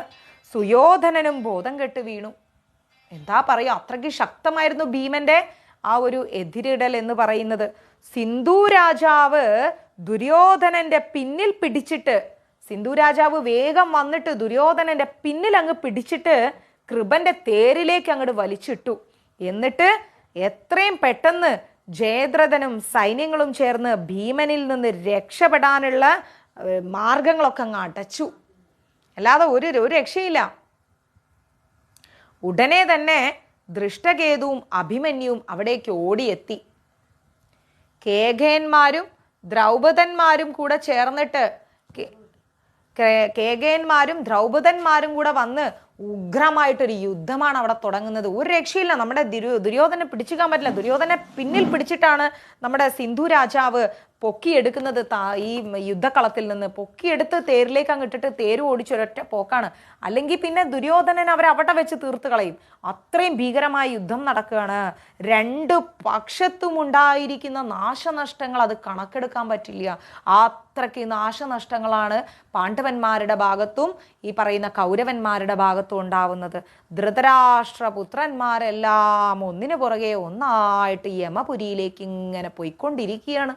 പിടിച്ചു നിൽക്കാൻ പറ്റുന്നില്ല കൗരവന്മാർക്ക്. അങ്ങനെ ഭീമനും ദൃഷ്ടദ്യുമ്നനും അഭിമന്യുവും കൂടി ഒരു വശത്ത് നിന്നിട്ട്, ഭീമനും ദൃഷ്ടദ്യുമ്നനും അഭിമന്യുവും ഒരുമിച്ച് നിന്നിട്ട് മൂന്ന് പേരും, ഇവിടെ ഒരാൾ ഇവിടെ ഒരാൾ ഇവിടെ ഒരാൾ, അങ്ങനെ മൂന്ന് പേരും നിന്ന് ചുറ്റോട് ചുറ്റുമുള്ള കൗരവ സൈന്യത്തെ അങ്ങ് കൊന്ന് അടക്കി മുടിച്ച് തീർക്കുകയാണ്. ആ സമയത്താണ് മൂർച്ച കൂടിയ ശരങ്ങൾ എടുത്തിട്ട് പാണ്ഡവ സൈന്യത്തെ മുഴുവൻ നമ്മുടെ ഭീഷ്മര് നാശനഷ്ടങ്ങൾ വരുത്തുന്നത്. ഭീഷ്മര് നോക്കുമ്പോൾ ദൃഷ്ടദ്യുമ്നൻ, ഭീമൻ, അഭിമന്യു നിന്ന് കൗരവ സൈന്യത്തെ അങ്ങ് ഇല്ലാണ്ടാക്കി കളയാണ്. ഉടനെ നല്ല മൂർച്ചയുള്ള ആയുധങ്ങൾ എടുത്തിട്ട്, ശരങ്ങൾ എടുത്തിട്ട് നമ്മുടെ ഭീഷ്മർ എന്താ ചെയ്യുന്നത്? പാണ്ഡവ സൈന്യത്തെ വല്ലാതെ അങ്ങ് ഉപദ്രവിച്ചുകൊണ്ടിരിക്കുകയാണ്. സൂര്യൻ അസ്തമിക്കാറായപ്പോഴേക്കും രണ്ട് കൂട്ടരെയും യുദ്ധം അവിടെ നിർത്തി. കാരണം യുദ്ധത്തിൻ്റെ നിയമമാണ്, ആയുധം വെച്ച് കീഴടങ്ങുന്നവനെ ഒരിക്കലും ഉപദ്രവിക്കരുത്, യുദ്ധക്കളം വിട്ട് പിന്തിരിഞ്ഞോടുന്നവനെയും ഉപദ്രവിക്കരുത്, സൂര്യാസ്തമയത്തിന് ശേഷം യുദ്ധം ചെയ്യരുത്. അപ്പോൾ സൂര്യാസ്തമയമായി 6-ാം ദിവസത്തെ യുദ്ധം അവിടെ നിർത്തി. രണ്ട് കൂട്ടരും രണ്ട് സ്ഥലങ്ങളിലേക്ക് പോയി. ധർമ്മപുത്രർ വന്നിട്ട് ഭീമനെയും ദൃഷ്ടദ്യുമ്നനെയും അഭിമന്യുവിനെയൊക്കെ ശരിക്കും അങ്ങോട്ട് അഭിനന്ദിച്ചു. വെൽ പെർഫോംഡ്, നന്നായിട്ട് യുദ്ധം ചെയ്തു എന്ന് പറഞ്ഞ് അഭിനന്ദിച്ചു. ഇനി നമുക്ക് 7-ാം ദിവസത്തെ യുദ്ധത്തിലേക്കാണ് പോകുന്നത്. അങ്ങനെ രണ്ട് ഭാഗത്തും പറ്റുന്ന നാശങ്ങളും പരാജയങ്ങളും ഒക്കെ കണ്ടിട്ട് ദുര്യോധനൻ്റെ എന്താ പറയുക, ശരീരം ഒരു സൈഡ് മൊത്തം രക്തമാണ് ദുര്യോധനൻ്റെ. ആ രക്തം പുരണ്ട ദേഹവുമായിട്ട് ഭീഷ്മപിതാമഹൻ്റെ അടുത്തേക്ക് നമ്മുടെ ദുര്യോധനൻ അങ്ങ് ഓടി ചെല്ലുകയാണ്. എന്നിട്ട് പറഞ്ഞു, പിതാമഹ, ഇതെന്താണ് പിതാമഹ? നമ്മൾ എത്ര ഉറപ്പുള്ള വ്യൂഹങ്ങൾ കെട്ടിയിട്ടും അതെല്ലാം തകർത്തുകൊണ്ട് അവർ നമ്മളെ ഉപദ്രവിച്ചുകൊണ്ടിരിക്കുകയാണല്ലോ. ഭീമൻ ഇന്നലെ വല്ലാതെ എന്നെ കഷ്ടപ്പെടുത്തി പിതാമഹ. നിങ്ങളെല്ലാവരും കുറെ കൂടി പരാക്രമം കാണിക്കൂ, അല്ലാതെ ഒരു നിവർത്തിയില്ല. പാർത്തന്മാരുടെ എല്ലാം കഥ കഴിക്കണമെന്നാണ് എൻ്റെ ആഗ്രഹം. അങ്ങനെ ഈ യുദ്ധം അവസാനിപ്പിക്കാൻ തന്നെ അങ്ങ് തന്നെ കനിയണം പിതാമഹ എന്നും പറഞ്ഞുകൊണ്ട് ദുര്യോധനൻ ആർത്ത് വിളിച്ച് കരഞ്ഞ് ചോരയോടുകൂടി നമ്മുടെ ഭീഷ്മ പിതാമഹന്റെ അടുത്തേക്ക് എത്തി. അത് കേട്ടപ്പോ നമ്മുടെ ഭീഷ്മ പിതാമഹൻ പറഞ്ഞു, സുയോധന, ഞാൻ കഴിയുന്നതും ശ്രമിക്കുന്നുണ്ട്. ശൂരന്മാരും ശസ്ത്രാസ്ത്ര നിപുണന്മാരും അതിരൗദ്രന്മാരുമായിരിക്കുന്ന മഹാരഥന്മാരാണ് ഈ പാണ്ഡവ ഭാഗത്തുള്ളത്. നീ വിരോധം വളർത്തിയ ഉഗ്രവീരന്മാരാണ് അവര്. വാശിയോടുകൂടി പോരാടുന്ന അവരെ ജയിക്കുക എന്ന് പറഞ്ഞാൽ സുയോധന, അത് അസാധ്യമാണ്. നിനക്ക് വേണ്ടി ഞാൻ ജീവൻ കളയാൻ പോലും തയ്യാറാണ്. ഏതായാലും ഞാനൊന്ന് നോക്കട്ടെ, നിന്റെ ഇഷ്ടം സാധിപ്പിക്കുവാൻ ഞാൻ വേണ്ടതൊക്കെ ചെയ്യാം. ഇത് കേട്ടപ്പം ദുര്യോധനൊരു ആശ്വാസമായി. ഭീഷ്മ പിതാമഹൻ എങ്ങനെയെങ്കിലും രക്ഷിക്കുന്നു പറഞ്ഞിട്ടുണ്ട്. അങ്ങനെ ദുര്യോധനൻ മുടന്തി ശരീരം മുഴുവൻ ചോരയുമായിട്ട് പാറി പറന്ന മുടിയോടുകൂടി ഇങ്ങനെ എന്താ പറയുന്നത്, പോവാണ്. രവിക്കുട്ടൻ പ്രഭു, തൽക്കാലം പോയിട്ടൊരു കാര്യം ചെയ്യൂ. 16 മാല ജപിച്ചിട്ട് അടുത്ത ജന്മം ഒരു ദുരിതമുള്ള ജന്മം അല്ലാതിരിക്കാൻ വേണ്ടി പ്രാർത്ഥിച്ചിട്ട് പോയി കിടന്നുറങ്ങൂ കേട്ടോ. അങ്ങനെ ദുര്യോധനൻ അങ്ങ് മടങ്ങിപ്പോയി. 7-ാം ദിവസം രാവിലെ 2 കൂട്ടരും കൂടി യുദ്ധത്തിനൊരുങ്ങി. 7-ാമത്തെ ദിവസം രാവിലെ ആയപ്പോഴേക്കും 2 പേരും കൂടെ യുദ്ധത്തിനൊരുങ്ങി. എല്ലാ യോദ്ധാക്കളെയും ഒരുമിച്ച് കൂട്ടിയിട്ട് മണ്ഡല വ്യൂഹം അങ്ങ് കെട്ടി. എല്ലാ യോദ്ധാക്കളെയും ഒരുമിച്ച് കൂട്ടി മണ്ഡല വ്യൂഹം കെട്ടി. എല്ലാ യോദ്ധാക്കൾക്കും ഉചിതമായ സ്ഥാനം കൽപ്പിച്ചു കൊടുത്തു. നിങ്ങൾ ഇന്ന സ്ഥലത്ത് നിൽക്കൂ, നിങ്ങൾ ഇന്ന സ്ഥലത്ത് നിൽക്കൂ, നിങ്ങൾ ഇന്ന സ്ഥലത്ത് നിൽക്കൂ എന്നും പറഞ്ഞുകൊണ്ട് എല്ലാവർക്കും അതാത് സ്ഥലം കൊടുത്തു. ഭീഷ്മർ പോയിട്ട് വ്യൂഹനായകനായിട്ട് നിൽക്കുകയാണ്. ഭീഷ്മർ വിചാരിച്ചു, ഇനി തളരാൻ പാടില്ല, എങ്ങനെയെങ്കിലും കുറച്ചും കൂടെ യുദ്ധം കാഴ്ചവെക്കണം എന്ന് കരുതിയിട്ട് ഭീഷ്മർ പോയിട്ട് നല്ല വ്യൂഹത്തിൻ്റെ നായകനായിട്ട് നിൽക്കുകയാണ്. പുതിയ യുദ്ധസന്നാഹങ്ങൾ കണ്ടിട്ട് ദുര്യോധനന് കുറച്ച് ആശ്വാസമായി. ഇനി കുറച്ചും കൂടെ നന്നായിട്ട് യുദ്ധം നടക്കും, കൗരവ ഭാഗത്ത് വലിയ ആപത്തുകളൊന്നും ഉണ്ടാവില്ല എന്ന് തോന്നി ദുര്യോധനന്. ദുർജലമായിരിക്കുന്ന മണ്ഡലവ്യൂഹത്തിൽ ശത്രുക്കൾ കയറി നിലയുറപ്പിച്ചത് കണ്ടപ്പോഴേക്കും ധർമ്മപുത്രർ സ്വയം ഒരു വജ്രവ്യൂഹമുണ്ടാക്കി. ധർമ്മപുത്രർ നോക്കുമ്പം ദുര്യോധനാദികളുടെ ഭാഗത്ത് കുറച്ചും കൂടെ സന്നാഹങ്ങളെല്ലാം വന്നിരിക്കുന്നു. അവര് വ്യൂഹനായകനായിട്ട് ഭീഷ്മനെ നിർത്തിയിരിക്കുന്നു, പുതിയ തന്ത്രങ്ങളുമായി വന്നിരിക്കുകയാണ്. അപ്പൊ ധർമ്മപുത്രർ കുറച്ചും കൂടെ ഒരു വജ്രവ്യൂഹമൊക്കെ ഉണ്ടാക്കി. പാണ്ഡവ പക്ഷത്തുള്ള യോദ്ധാക്കളും യഥാർത്ഥ സ്ഥാനത്ത് നിൽക്കുകയാണ് അടുത്ത ദിവസത്തെ യുദ്ധത്തിനായിട്ട്. യുദ്ധത്തിൽ ഓരോരുത്തരും ഇങ്ങനെ നിൽക്കുന്ന സമയത്ത് പരസ്പരം നോക്കി ആരാർക്ക് പറ്റിയ എതിരാളികളെ ആരാര് കണ്ടെത്തണം എന്ന ഭാവത്തിൽ ഓരോരുത്തരെ നോക്കി എതിരാളിയൊക്കെ കണ്ടുപിടിച്ച് അവരെ ഏറ്റുമുട്ടാൻ തുടങ്ങി. പാണ്ഡവ സൈന്യത്തിലെ വലിയൊരു ഭാഗം ഭീഷ്മരോട് ഏറ്റുമുട്ടി. പാണ്ഡവ സൈന്യത്തിലുണ്ടായിരുന്ന വലിയൊരു ഭാഗം തന്നെ ഭീഷ്മരോട് ഏറ്റുമുട്ടി. വലിയൊരു ആൾക്കാര് പാണ്ഡവ സൈന്യത്തിലുള്ള വലിയൊരു ആൾക്കാർ എന്ത് ചെയ്തു, കൗരവ ഭാഗത്തുള്ള കുറച്ച് ആൾക്കാരെല്ലാവരും ചേർന്നിട്ട് അർജുനനോട് ഏറ്റുമുട്ടി. അർജുനൻ ഭയങ്കരമായിട്ട് അങ്ങ് ദേഷ്യപ്പെട്ടു. ദേഷ്യത്തോടെ അർജുനൻ എന്ത് ചെയ്തു, ദിവ്യമായിരിക്കുന്ന അസ്ത്രങ്ങൾ പ്രയോഗിച്ച് അവരെ എല്ലാവരെയും, കൗരവന്മാരെ എല്ലാവരെയും ഓടിക്കാൻ അർജുനൻ ശ്രമിച്ചു. പക്ഷേ ആ യുദ്ധവീരന്മാരെല്ലാവരും എന്ത് ചെയ്തു, ഒരുപാട് അസ്ത്രങ്ങൾ തിരിച്ചങ്ങോട്ട് പ്രയോഗിച്ചിട്ട് കൃഷ്ണാർജുനന്മാരെ അങ്ങ് അസ്ത്രങ്ങൾ കൊണ്ട് മൂടി. സൈന്യങ്ങളെല്ലാം ഒന്ന് പരിഭ്രമിച്ചു. എങ്കിലും പാർത്ഥൻ എന്ത് ചെയ്തു, ധൈര്യം കൈവിടാതെ ഉഗ്രമായ യുദ്ധം പാർത്ഥൻ അങ്ങ് തുടങ്ങി. പാർത്ഥന്റെ ശരമേറ്റ് മുറിവേൽക്കാത്ത ഒരാൾ പോലും വന്നില്ല. എല്ലാവർക്കും പാർത്ഥന്റെ ശരം കൊണ്ട് മുറിവേറ്റു. കൗരവ സൈന്യങ്ങളെല്ലാം ഓടിച്ചെന്ന് ഭീഷ്മരുടെ അടുത്തേക്ക് ശരണം പ്രാപിച്ചു. ഭീഷ്മ പിതാമഹ രക്ഷിക്കൂ, പാർത്ഥനെ ഞങ്ങൾക്ക് തടയാനാവുന്നില്ല എന്നും പറഞ്ഞുകൊണ്ട് പിന്നെ ഭീഷ്മർ അങ്ങോട്ട് വന്നിട്ട് അർജുനനോടാണ് പോരാട്ടം തുടങ്ങിയത്. ഭീഷ്മർ നോക്കുമ്പോൾ എല്ലാവരും വന്ന് ഭീഷ്മരുടെ കാലിൽ കിടക്കുകയാണ്. തല ഉയർത്തി ഭീഷ്മർ നോക്കിയപ്പം ആരെ കണ്ടു? അർജുനനെ കണ്ടു. ഭീഷ്മർ നേരെ അർജുനനോട് അങ്ങ് യുദ്ധം തുടങ്ങി. ആ യുദ്ധത്തിൽ വിരാട് പുത്രനായിരിക്കുന്ന ശംഖന് ജീവഹാനി സംഭവിച്ചു എന്ന് വേണം പറയാൻ. വിരാട് പുത്രനായിരിക്കുന്ന ശംഖന് എന്താ പറയുന്നത്? ജീവഹാനി.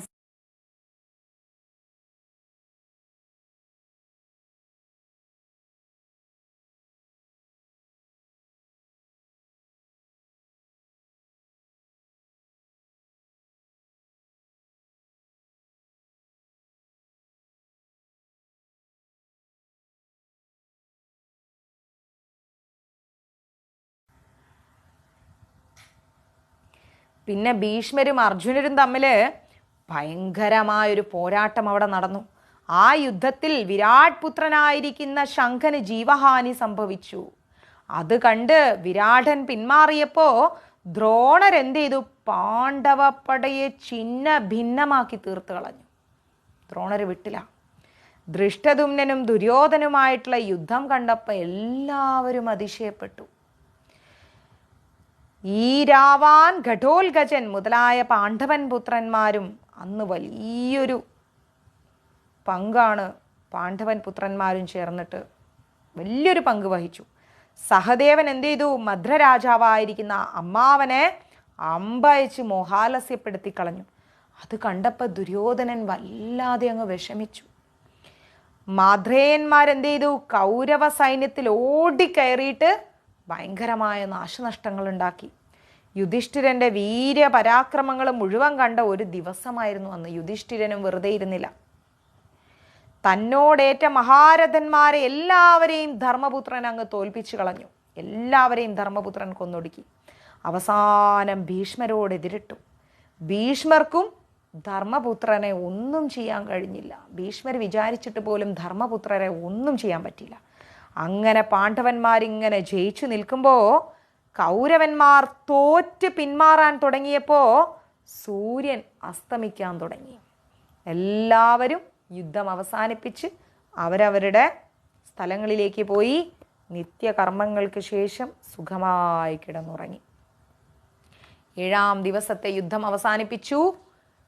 8-ാം ദിവസത്തെ യുദ്ധം ആരംഭിക്കാൻ വേണ്ടി 2 കൂട്ടരും യുദ്ധത്തിന് തയ്യാറായിട്ട് വന്നിങ്ങനെ നിൽക്കുകയാണ്. അന്ന് ഭീഷ്മർ എന്ത് ചെയ്തു? ഒരു മഹാവ്യൂഹം അങ്ങ് തീർത്തു. എല്ലാ സൈന്യങ്ങളും വീണ്ടും യഥാസ്ഥാനത്ത് വന്ന് നിന്നു. അത് കണ്ടപ്പം ധീരനായിരിക്കുന്ന നമ്മുടെ ദൃഷ്ടദ്യുമ്നൻ എന്ത് ചെയ്തു? ശത്രുവ്യൂഹ നിശാകമായിരിക്കുന്ന ശൃംഖാടകം എന്ന് പറയുന്നൊരു വ്യൂഹം അങ്ങ് തീർത്തു. ആര്? നമ്മുടെ ദൃഷ്ടദ്യുമ്നൻ. ഭീമസേനൻ, യുയുധാനൻ മുതലായ വീരന്മാരൊക്കെ വന്ന് യഥാസ്ഥാനത്ത് നിൽക്കുകയാണ്. ഉടനെ അവിടെ ഭയങ്കരമായൊരു യുദ്ധം തുടങ്ങി. സൈന്യങ്ങളെല്ലാം കൊന്നൊടുക്കിക്കൊണ്ടിരിക്കുന്ന ഭീഷ്മരോട് ഭീമൻ തന്നെ വലിയൊരു സൈന്യത്തോടു കൂടി എതിരിട്ടു. ഭീഷ്മരുടെ ശരങ്ങളെയെല്ലാം തടുക്കാൻ കൗരവ സൈന്യത്തിന് വലിയ നാശം വരുത്താനും ഭീമൻ എന്ത് ചെയ്തു? ഭീമനും ഭീമനെ സഹായിക്കുന്ന യോദ്ധാക്കൾക്കും സാധിച്ചു.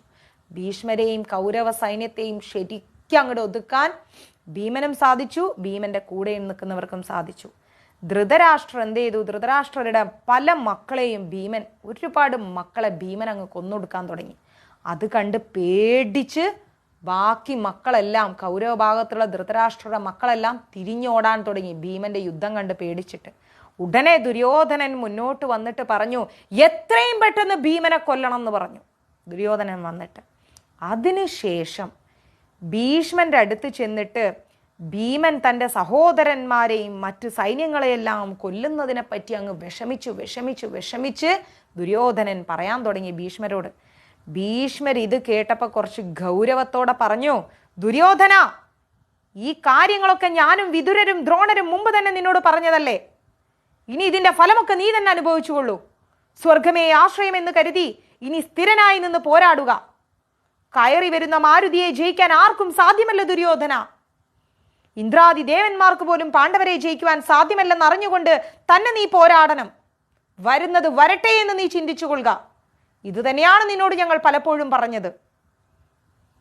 ഇത് കേട്ടപ്പോൾ ദുര്യോധനനാകെ വിറയ്ക്കാണ് നിന്നിട്ട്. ഇനി ഒരു രക്ഷയില്ല, സ്വർഗമേ ആശ്രയം, അതാണ് ഭീഷ്മ പിതാമഹൻ പറയുന്നത്. പിന്നീട് അവിടെ ഭയങ്കരമായൊരു യുദ്ധം നടക്കണം. ഭീഷ്മരും സഹായികളും കൂടി ഭീമൻ കയറി വരികയാണ്. ഭീമൻ ഇങ്ങനെ ആ ഭീമന്റെ മുന്നേറ്റത്തെ തടയാൻ ശ്രമിച്ചിട്ട് യാതൊരു ഭയവും കൂടാതെ പാണ്ഡവ സൈന്യം അങ്ങനെ കയറി വരികയാണ്. കൗരവ സൈന്യത്തിലുള്ള ആനകളെയും കുതിരകളെയൊക്കെ കൊന്നൊടുക്കാൻ വേണ്ടി ഇങ്ങനെ കയറി വരികയാണ്. തടയാൻ പറ്റുന്നില്ല. ആ രൗദ്രമായിരിക്കുന്ന യുദ്ധത്തില് ശകുനിയും സഹോദരന്മാരും കൂടി പാണ്ഡവരോട് അങ്ങ് ഏറ്റുമുട്ടുകയാണ്.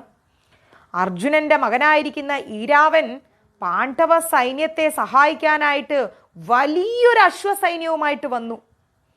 അവന്റെ കൈകൊണ്ടാണ് ശകുനിയുടെ സഹോദരന്മാരെല്ലാം കൊല്ലപ്പെടുന്നത്. ആരുടെ? അർജുനന്റെ മകനായിരിക്കുന്ന ഇരാവന്റെ കൈകൊണ്ട്. പണ്ട് ഭഗനെ കൊന്നതുകൊണ്ട് ഭീമന്റെ ശത്രുവായിരിക്കുന്ന ആർഷർ ശൃംഖിയും ഈരാവനും തമ്മിലുള്ള മഹായുദ്ധം അതെല്ലാവരെയും ആശ്ചര്യപ്പെടുത്തി. ഭയങ്കരമായിരിക്കുന്ന ആ യുദ്ധത്തിൽ അവസാനം ആ രാക്ഷസൻ ഇരാവനെ വധിച്ചു. മനസ്സിലായോ? അവസാനം ഇരാവനെ അങ്ങ് വധിച്ചു, നമ്മുടെ അർജുനന്റെ മകനെ. തൻ്റെ മകൻ്റെ മരണം നേരിട്ട് കണ്ടപ്പോൾ പാർത്ഥന് ഭയങ്കരമായ ദേഷ്യവും വാശിയും അങ്ങ് കൂടി.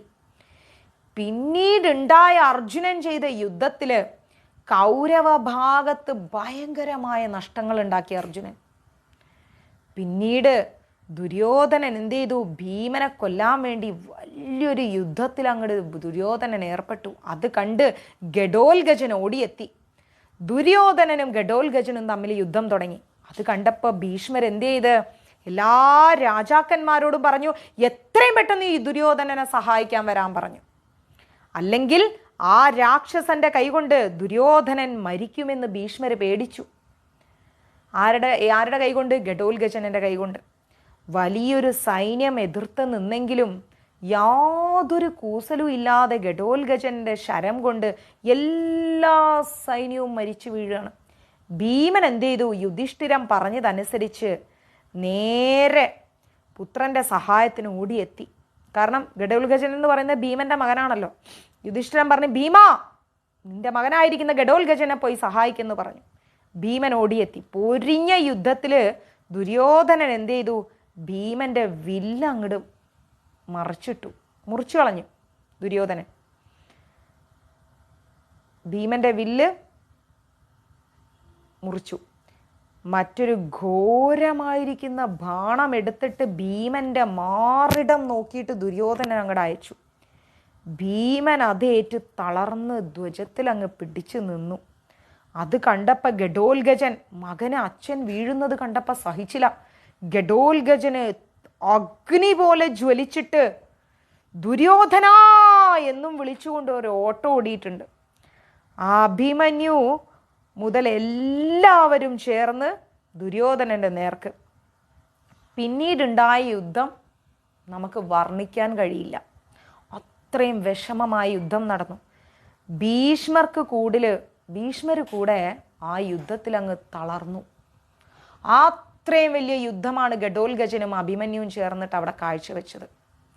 ഗഡോൽഗജൻ എന്ത് ചെയ്തു? അദ്ദേഹത്തിൻ്റെ മായ കൊണ്ട് എല്ലാവരെയും പേടിപ്പിച്ചെങ്കിലും അതിൻ്റെ ഫലം മുഴുവൻ അറിയുന്നതിന് മുൻപ് തന്നെ യുദ്ധം നിർത്തേണ്ടി വന്നു. കാരണം സൂര്യൻ അസ്തമിച്ചു. രണ്ട് സൈന്യവും യുദ്ധം നിർത്തി അവനവരുടെ സ്ഥലത്തേക്ക് പോയി. അങ്ങനെ നമ്മുടെ ഭീഷ്മരും ദുര്യോധനും തമ്മിലൊരു സംസാരം ഉണ്ടായി. അന്ന് രാത്രിയിൽ എന്തുണ്ടായി?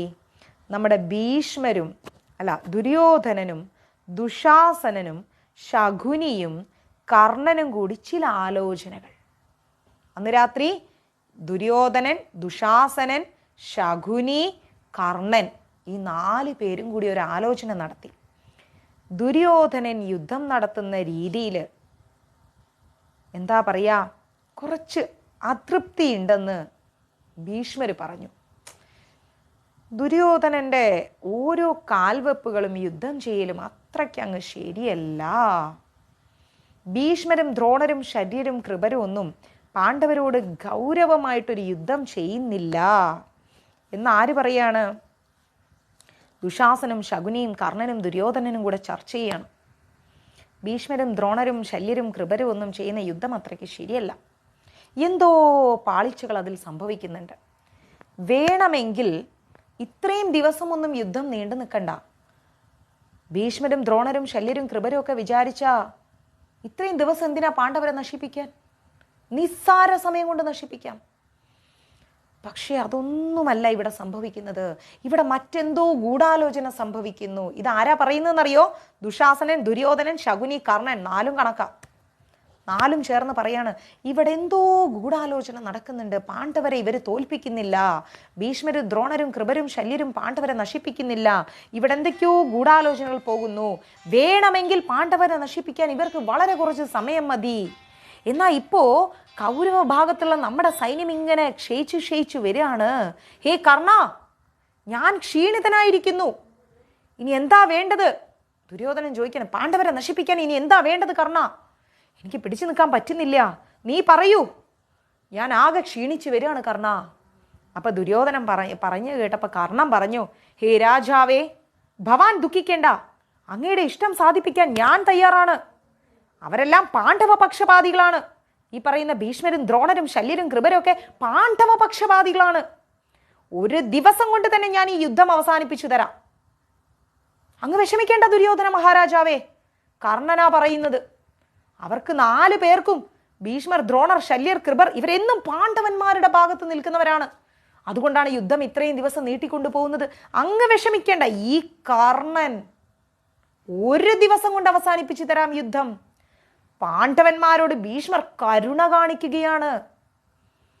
നന്നായി പോരാടുന്ന യോദ്ധാക്കളെ അഭിനന്ദിച്ചുകൊണ്ടാണ് അദ്ദേഹം യുദ്ധം ചെയ്യുന്നത്. അതുകൊണ്ടാണ് പാണ്ഡവരെ വധിക്കാൻ അവർ തയ്യാറാവാത്തത്. അതുകൊണ്ട് ഉടനെ തന്നെ ഭീഷ്മരെ കൊണ്ട് ശസ്ത്രം വെപ്പിച്ചാൽ നാളെ ഞാൻ യുദ്ധക്കളത്തിലെത്തി പാണ്ഡവരെയും അവരുടെ സൈന്യത്തെയും ഞാൻ മുഴുവൻ നശിപ്പിച്ചു തരാം. കർണനാ പറയുന്നത്, മഹാരാജാവേ, ഒറ്റയ്ക്ക് ഞാൻ നശിപ്പിച്ചു തരാം. ഒരു കാരണവശാലും അങ്ങ് വിഷമിക്കേണ്ട, ഞാൻ ഒറ്റയ്ക്ക് നശിപ്പിച്ചു തരാം ഈ പാണ്ഡവന്മാരെന്ന് കർണൻ പറയാണ് ദുര്യോധനനോട്. ഭീഷ്മരോട് ആയുധം താഴെ വയ്ക്കാൻ കർണന്റെ ആവശ്യം. ഉടനെ നമ്മുടെ ദുര്യോധനൻ ദുശാസനോടുകൂടി ഭീഷ്മരുടെ അടുത്തേക്ക് പോയി. ദുശാസന, ബാ, ഭീഷ്മരെ കണ്ടിട്ട് വരാമെന്ന് പറഞ്ഞു. ഭീഷ്മരുടെ അടുത്തേക്ക് പോയി. ചെന്നിട്ട് അദ്ദേഹത്തിൻ്റെ ധർമ്മസങ്കടങ്ങളെല്ലാം പറഞ്ഞു.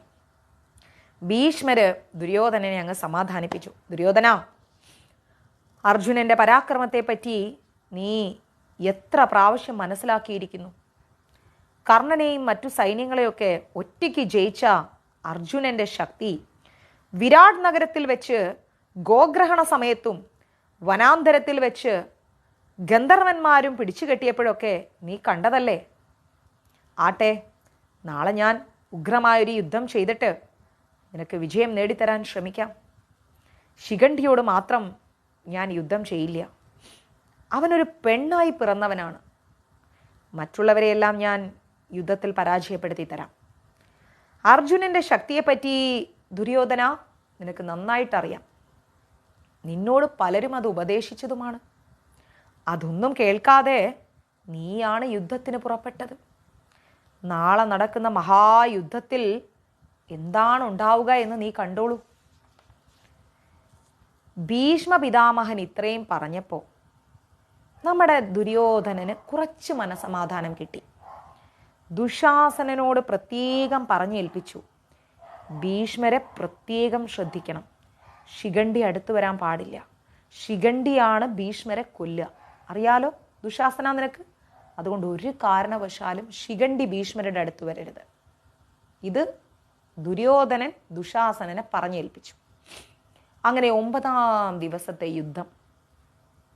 അടുത്ത ദിവസവും രാവിലെ കൗരവന്മാർ വന്ന് വ്യൂഹമൊക്കെ കെട്ടി.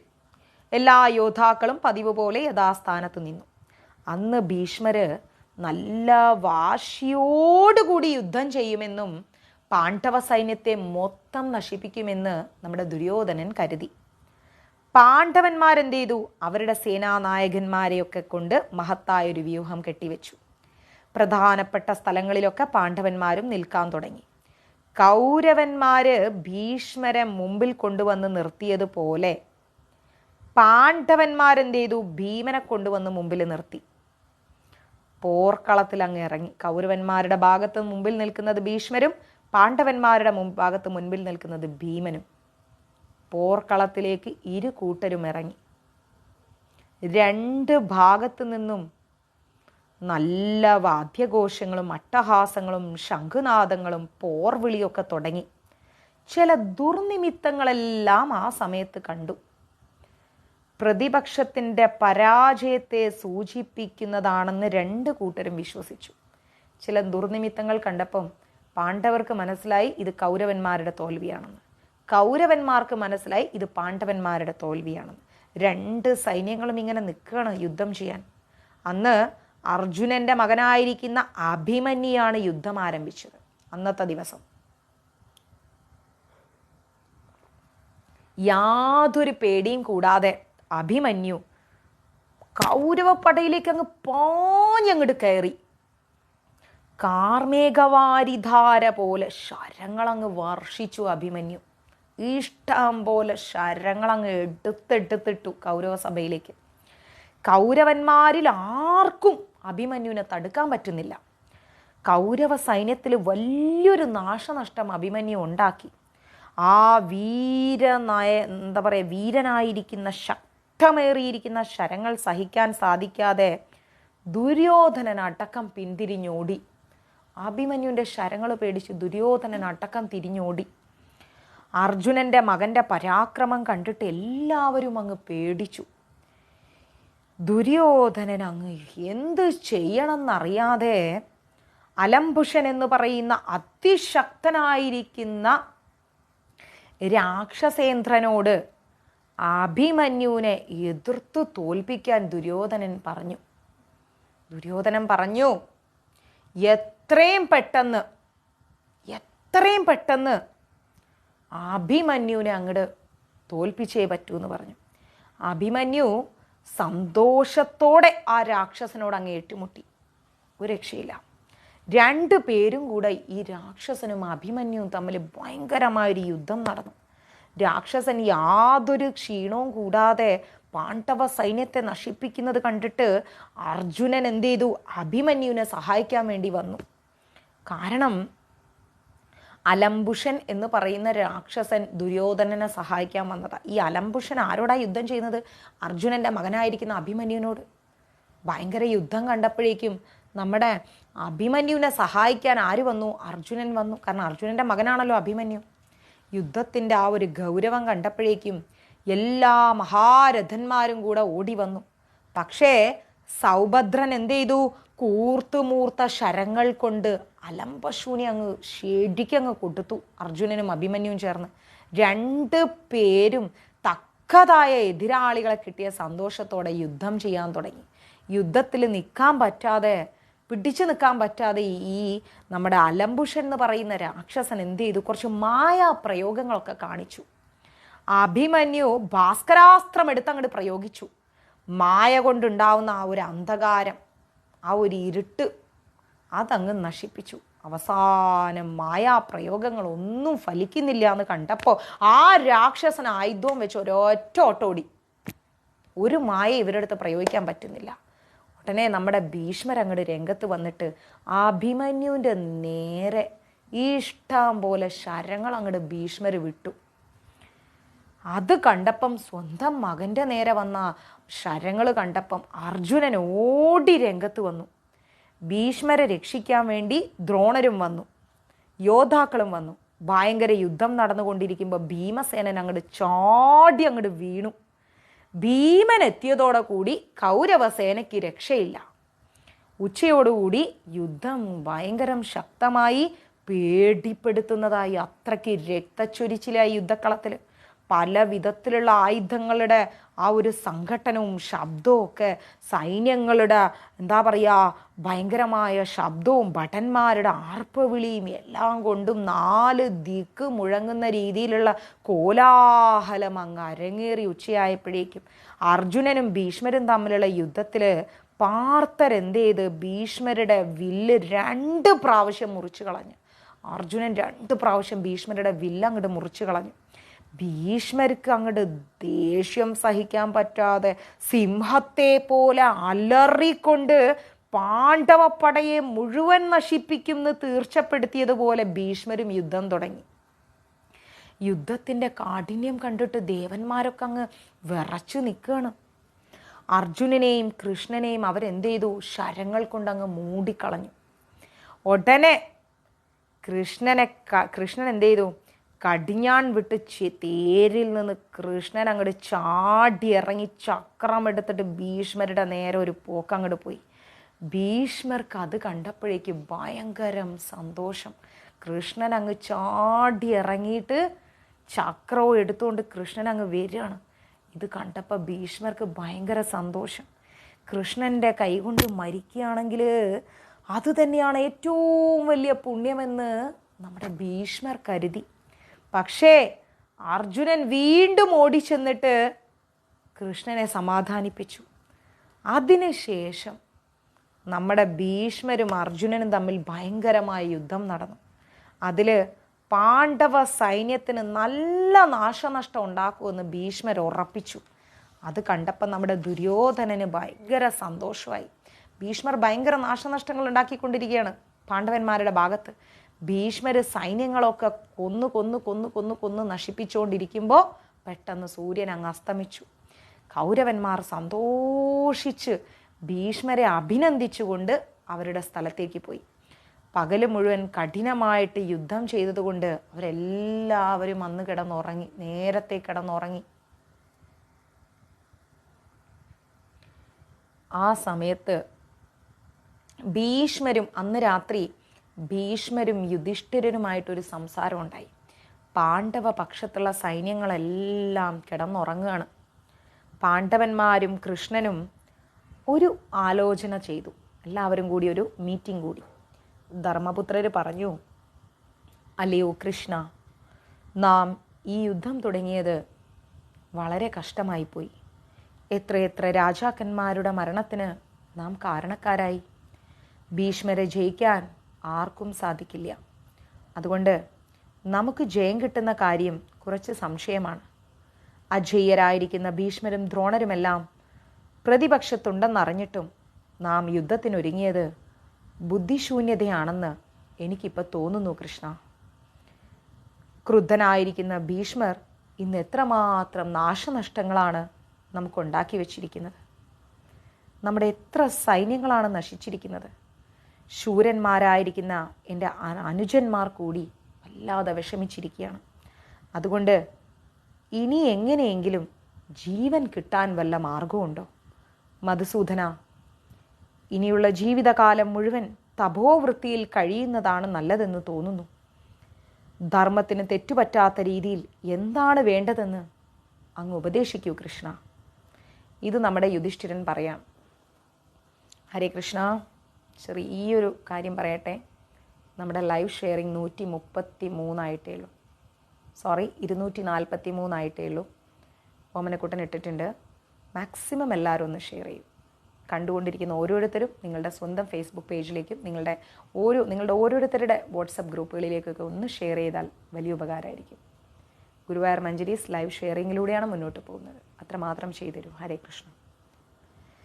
ഇത് കേട്ടപ്പം നമ്മുടെ ധർമ്മപുത്രനെ ആശ്വസിപ്പിച്ചുകൊണ്ട് കൃഷ്ണൻ പറയണം, ഹേ ധർമ്മരാജാവേ, ഒട്ടും വിഷമിക്കരുത്, നിരാശപ്പെടരുത്. അങ്ങയുടെ ശൂരന്മാരായിരിക്കുന്ന സോദരന്മാരുടെ ശക്തിയെപ്പറ്റി അറിയാത്തത് കൊണ്ടാണ് അങ്ങ് ഇങ്ങനെയെല്ലാം പറയുന്നത്. ഭീഷ്മരെ വധിക്കണമെന്ന് എന്നോട് നിർദ്ദേശിക്കൂ. ധാർത്തരാഷ്ട്രരുടെ മുമ്പിൽ വെച്ച് ക്ഷണനേരം കൊണ്ട് ഞാൻ ഭീഷ്മരുടെ കഥ കഴിക്കാം ധർമ്മപുത്ര. അർജുനൻ തടുത്തിരുന്നില്ല എങ്കിൽ ഇന്നു തന്നെ അത് സംഭവിച്ചേനെ. ഉപപ്ലാവ്യത്തിൽ വെച്ച് അർജുനൻ അന്ന് സത്യം ചെയ്തിട്ടുണ്ടല്ലോ, താൻ ഗംഗായനെ വധിക്കുമെന്ന്. പാർത്ഥന്റെ ആ വാക്ക് പാലിക്കപ്പെടേണ്ടതാണ്. എൻ്റെ സഹായത്തോടുകൂടി അർജുനൻ തന്നെ ഭീഷ്മരെ വധിക്കുന്നതാണ്. ധർമ്മം രക്ഷിക്കേണ്ടതായ ചുമതല അങ്ങേക്കുണ്ട് ധർമ്മപുത്ര. അതുകൊണ്ട് യുദ്ധത്തിൽ നിന്നും പിന്മാറുന്ന കാര്യം അങ്ങ് ആലോചിക്കുകയേ അരുത്. ഇത് കേട്ടപ്പോൾ നമ്മുടെ യുധിഷ്ഠിരന് കുറച്ച് ആശ്വാസം കിട്ടി. അദ്ദേഹം പറഞ്ഞു, അല്ലയോ മാധവ, അങ്ങ് പറയുന്നത് ശരിയാണ്. അങ്ങയുടെ സഹായം അടുത്തുള്ളപ്പോൾ നാം യുദ്ധത്തിൽ ജയിക്കുക തന്നെ ചെയ്യും. അങ്ങ് സത്യം പരിപാലിക്കുക, ആയുധമെടുക്കാതെ തന്നെ സഹായിക്കുക. അർജുനൻ തന്നെ ഭീഷ്മരെ വധിക്കട്ടെ. എന്നാൽ ആയുധമെടുത്തു നിൽക്കുന്ന ഭീഷ്മരോട് എതിരിട്ട് ജയിക്കുവാൻ ദേവന്മാർക്ക് കൂടി സാധിക്കുകയില്ല. പിന്നെ നമുക്കെങ്ങനെ സാധിക്കുമെന്നാണ് എൻ്റെ ചിന്ത. നമുക്കെല്ലാവർക്കും കൂടി ഭീഷ്മരുടെ അടുത്തുപോയി അദ്ദേഹത്തോട് തന്നെ ചോദിക്കാം, ഇനി എന്താണ് ചെയ്യേണ്ടതെന്ന്.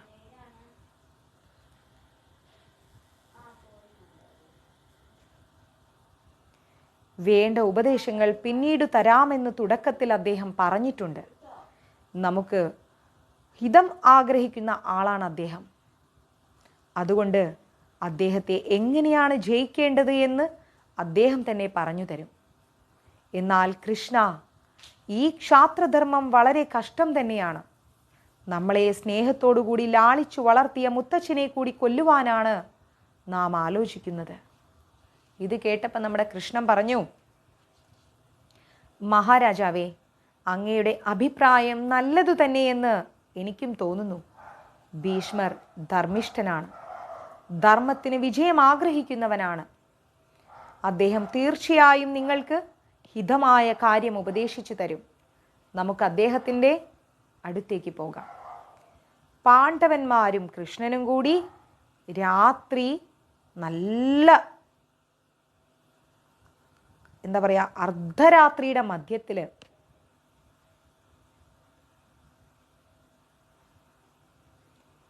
ഭീഷ്മരുടെ താമസ സ്ഥലത്തേക്ക് പോയി. ഭീഷ്മർ ഇനിയും ഉറങ്ങിയിട്ടില്ല. ധർമ്മപുത്രരും കൂട്ടരും കൂടെ അകത്ത് ചെന്ന് ഭീഷ്മരെ നമസ്കരിച്ചിട്ട് അഭിവാദനങ്ങളൊക്കെ അറിയിച്ചു. ഭീഷ്മർ സന്തോഷത്തോടെ അവരെ അങ്ങ് സ്വീകരിച്ചു. കൃഷ്ണനോട് കൂടി എല്ലാവരും വരുവാനുള്ള കാരണം എന്താണെന്ന് അന്വേഷിച്ചു. എന്താ എല്ലാവരും കൂടെ വന്നത്? അല്ലയോ ഗോവിന്ദ, ധനഞ്ജയ, ധർമ്മപുത്ര, എല്ലാവർക്കും സ്വാഗതം. നിങ്ങൾക്ക് സന്തോഷമുണ്ടാക്കുന്ന എന്തു കാര്യം ചെയ്യുന്നതിലും എനിക്ക് സന്തോഷമേ ഉള്ളൂ. എന്താണ് നിങ്ങളുടെ ആഗമന കാരണമെന്ന് അറിയിച്ചാലും. ധർമ്മപുത്രര് പറഞ്ഞു, ഹേ ധർമ്മജ്ഞനായിരിക്കുന്ന പിതാമഹ, യുദ്ധത്തിൽ ഞങ്ങൾക്ക് ജയം കിട്ടാൻ എന്താണ് ചെയ്യേണ്ടതെന്നറിയുവാനാണ് ഞങ്ങൾ വന്നിരിക്കുന്നത്. അങ്ങ് ആയുധമെടുത്ത് നിൽക്കുന്ന സമയത്ത് ആർക്കും അങ്ങയെ എതിരിട്ട് ജയിക്കാൻ സാധിക്കുകയില്ല. ഇന്ന് ഞങ്ങളുടെ സൈന്യത്തിലെ വലിയൊരു ഭാഗം തന്നെ അങ്ങ് നശിപ്പിച്ചു. അങ്ങയെ ജയിക്കുവാനുള്ള മാർഗം അങ്ങു തന്നെ പറഞ്ഞു തരണം. ഭീഷ്മർ പറഞ്ഞു, പാണ്ഡുപുത്ര, എന്നെ ജയിച്ചാൽ മാത്രമേ നിങ്ങൾക്ക് ജയം കിട്ടുകയുള്ളൂ. ആയുധധാരിയായിരിക്കുന്ന എന്നെ ജയിക്കുവാൻ ആർക്കും സാധിക്കുകയില്ല എന്നതും സത്യം തന്നെയാണ്. അതുകൊണ്ട് എന്നെ കൊണ്ട് ആയുധം വെപ്പിക്കാനുള്ള വഴിയാണ് നോക്കേണ്ടത്. സ്ത്രീകളോട് പോരുള്ളവനോ മുമ്പിൽ വന്നാൽ അവരോട് ഞാൻ യുദ്ധം ചെയ്യുകയില്ല. സ്ത്രീകളുടെ പേരുള്ളവരും വരാൻ പാടില്ല, സ്ത്രീകളും വരാൻ പാടില്ല. നിങ്ങളുടെ ഇടയിൽ ദ്രുപദപുത്രൻ പണ്ട് പെണ്ണായിരുന്നു എന്ന കഥ നിങ്ങൾക്കറിയാമല്ലോ. ആ ശിഖണ്ഡിയെ മുമ്പിൽ നിർത്തി അർജുനൻ എന്നോട് യുദ്ധം ചെയ്യട്ടെ. ശിഖണ്ഡിയുടെ മേൽ ഞാൻ ശരം പ്രയോഗിക്കുകയില്ല. ആ തക്കം നോക്കി അർജുനൻ എന്നെ വീഴ്ത്തട്ടെ. അങ്ങനെ എൻ്റെ മേൽ ശരം പ്രയോഗിച്ച് എന്നെ വീഴ്ത്തുവാൻ ഞാൻ അനുവദിച്ചിരിക്കുന്നു. പിന്നെ നിങ്ങൾക്ക് ജയം സിദ്ധിക്കുന്നതാണ്. പിതാമഹന്റെ അനുവാദം കിട്ടിയപ്പം എല്ലാവരും സമാധാനത്തോടെ മടങ്ങി. അടുത്ത ദിവസം ശിഖണ്ഡിയെ മുമ്പിൽ നിർത്തിയിട്ട് കൃഷ്ണാർജുനന്മാർ ഭീഷ്മരോട് പോരാടുവാൻ തീരുമാനിച്ചു. 10ാം ദിവസത്തെ യുദ്ധത്തിൽ ഭീഷ്മവധം നടക്കുമെന്ന് വിശ്വസിപ്പിച്ചുകൊണ്ട് എല്ലാവരും സ്വന്തം സ്ഥലങ്ങളിലേക്ക് പോയി. 10ാം ദിവസത്തെ യുദ്ധം തുടങ്ങി. 10ാം ദിവസം അതിരാവിലെ തന്നെ പാണ്ഡവന്മാർ യുദ്ധസന്നദ്ധരായിട്ട് വന്നു നിന്നു.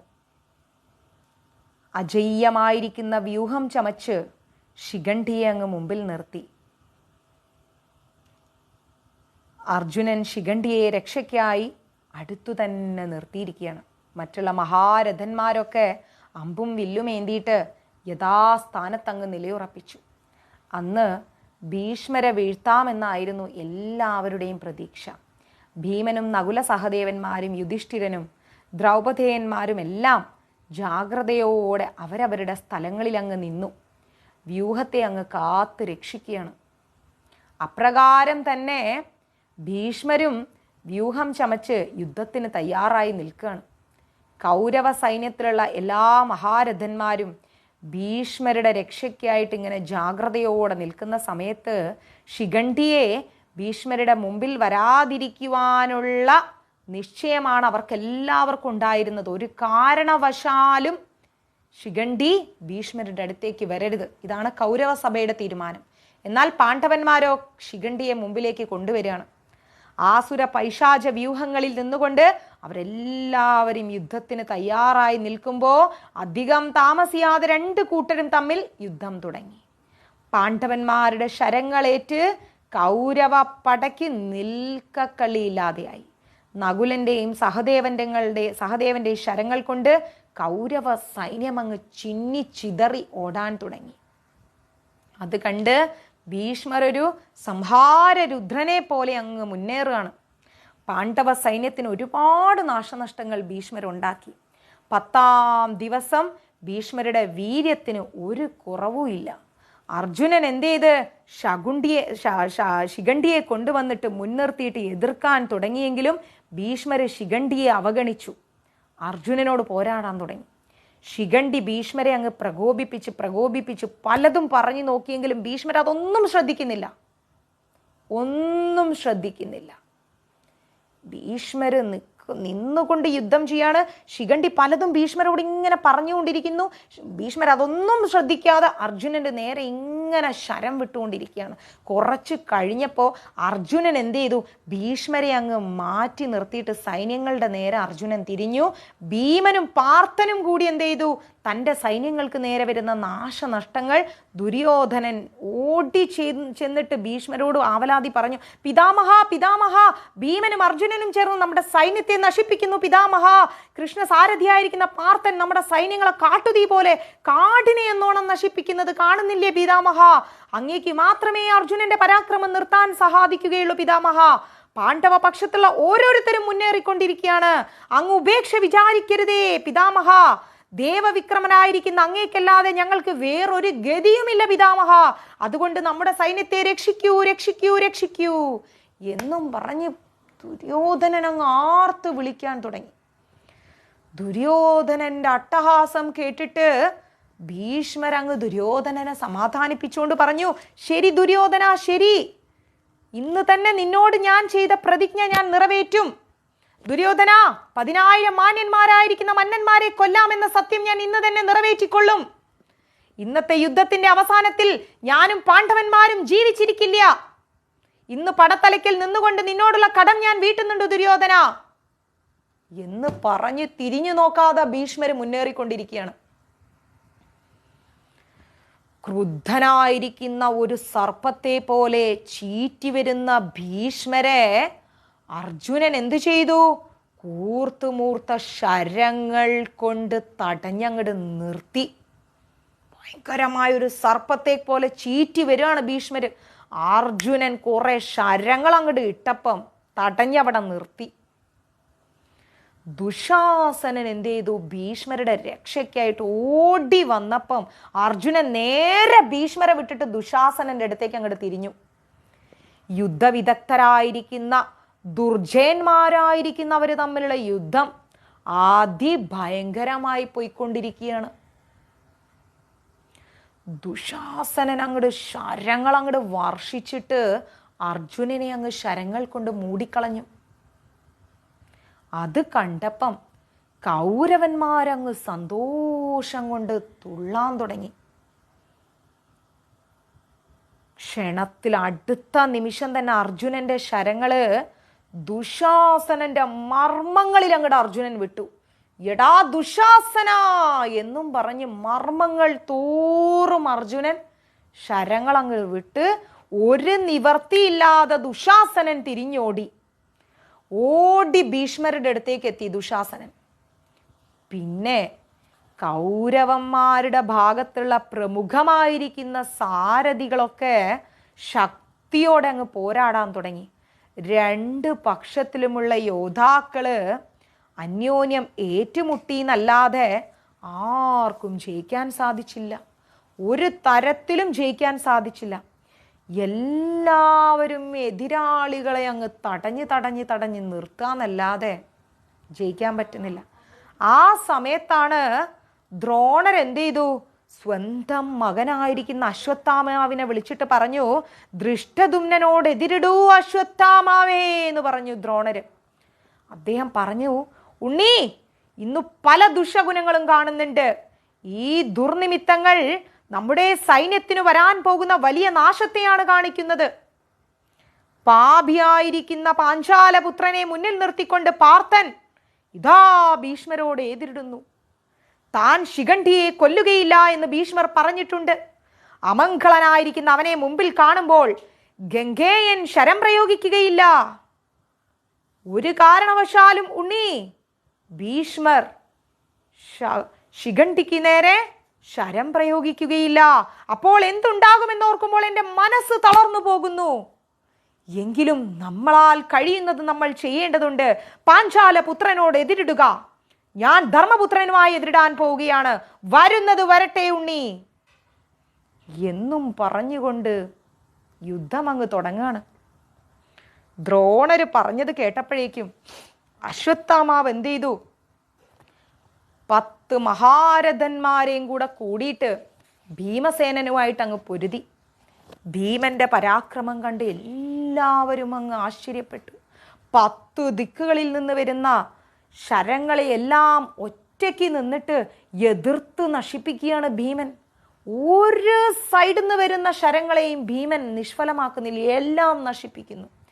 അവയെല്ലാം ശരങ്ങളെ കൊണ്ട്, ആ ശരമയക്കുന്ന എല്ലാവരെയും അതേ ശരങ്ങൾ കൊണ്ട് ഭീമൻ പീഡിപ്പിക്കുകയാണ്.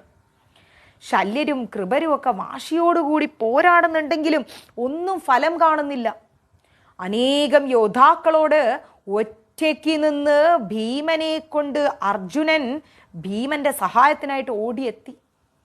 അനേകം ആൾക്കാരെ യോദ്ധാക്കളോട് ഒറ്റയ്ക്ക് നിന്ന് ഭീമൻ പൊരുതാണ്. ആ ഭീമനെ സഹായിക്കാൻ അർജുനൻ അങ്ങോട്ട് ഓടിയെത്തി. അതുകണ്ട് ദുര്യോധനൻ എന്തു ചെയ്തു? സുശർമാവിനെ വിളിച്ചു പറഞ്ഞു, സുശർമാവേ, വേഗം ചെല്ലൂ, വേഗം ചെല്ലൂ, ധാരാളം അസ്ത്രങ്ങളോടുകൂടി പോകൂ, ഭീമാർജുനന്മാരെ രണ്ടുപേരെയും ഒന്നിച്ചു വധിക്കൂ. അത് കേട്ടപ്പോ നമ്മുടെ ത്രിഗ്രത്രൻ എന്ത് ചെയ്തു? ഓടി ചെന്നിട്ട് ഭീമന്റെ അർജുനന്റെ നേരെ ധാരാളം അസ്ത്രങ്ങൾ അങ്ങിട്ടു. പിന്നെ അവിടെ ഭയങ്കരമായ യുദ്ധം നടന്നു. 3 ലോകങ്ങളും വിറയ്ക്കാൻ തുടങ്ങി. അതിൽ ഭീമാർജുനന്മാരുടെ മുമ്പിൽ പിടിച്ചു നിൽക്കാൻ പറ്റാതെ കൗരവപ്പട മൊത്തം അങ്ങ് പിന്മാറി. ഒരു രക്ഷയില്ല, കൗരവപ്പട മൊത്തം പിന്മാറി. പിന്നെ എല്ലാവരും ഭീഷ്മരുടെ അടുത്തേക്ക് ചെന്നു. ശിഖണ്ഡി മുമ്പിൽ ഉണ്ടായിരുന്നെങ്കിലും ഭീഷ്മർ ശിഖണ്ഡിയുടെ മുഖത്തേക്കേ നോക്കാതെ ബാക്കി ആൾക്കാരോട് യുദ്ധം ചെയ്യാൻ തുടങ്ങി. 2 കക്ഷിയിലെയും സൈന്യങ്ങൾ തമ്മിൽ ഭയങ്കര യുദ്ധമായി. 2 സൈന്യങ്ങളിലും വലിയ നാശനഷ്ടങ്ങൾ വന്നു. അർജുനൻ ശിഖണ്ഡിനോട് പറഞ്ഞു, ഇനി ഒട്ടും ശങ്കിക്കേണ്ട, നിർഭയനായി മുന്നേറി ഭീഷ്മരെ വധിക്കുക. ഭവാൻ ഒഴികെ മറ്റാർക്കും ഭീഷ്മരെ വധിക്കാൻ സാധ്യമല്ല. അത് കേട്ടപ്പം നമ്മുടെ ശിഖണ്ഡി പിതാമഹദേഹത്തിൽ പലതരം അസ്ത്രങ്ങൾ അങ്ങ് ശിഖണ്ഡി അങ്ങ് പ്രയോഗിച്ചു. ആ ശരങ്ങളെല്ലാം അവഗണിച്ചുകൊണ്ട് ഭീഷ്മർ അർജുനന്റെ നേരെ ശരങ്ങളയക്കാൻ തുടങ്ങി. പിന്നീട് പാണ്ഡവ സൈന്യത്തെ മുഴുവൻ നശിപ്പിക്കുന്നുള്ള രീതിയിലായിരുന്നു ഭീഷ്മരുടെ യുദ്ധം.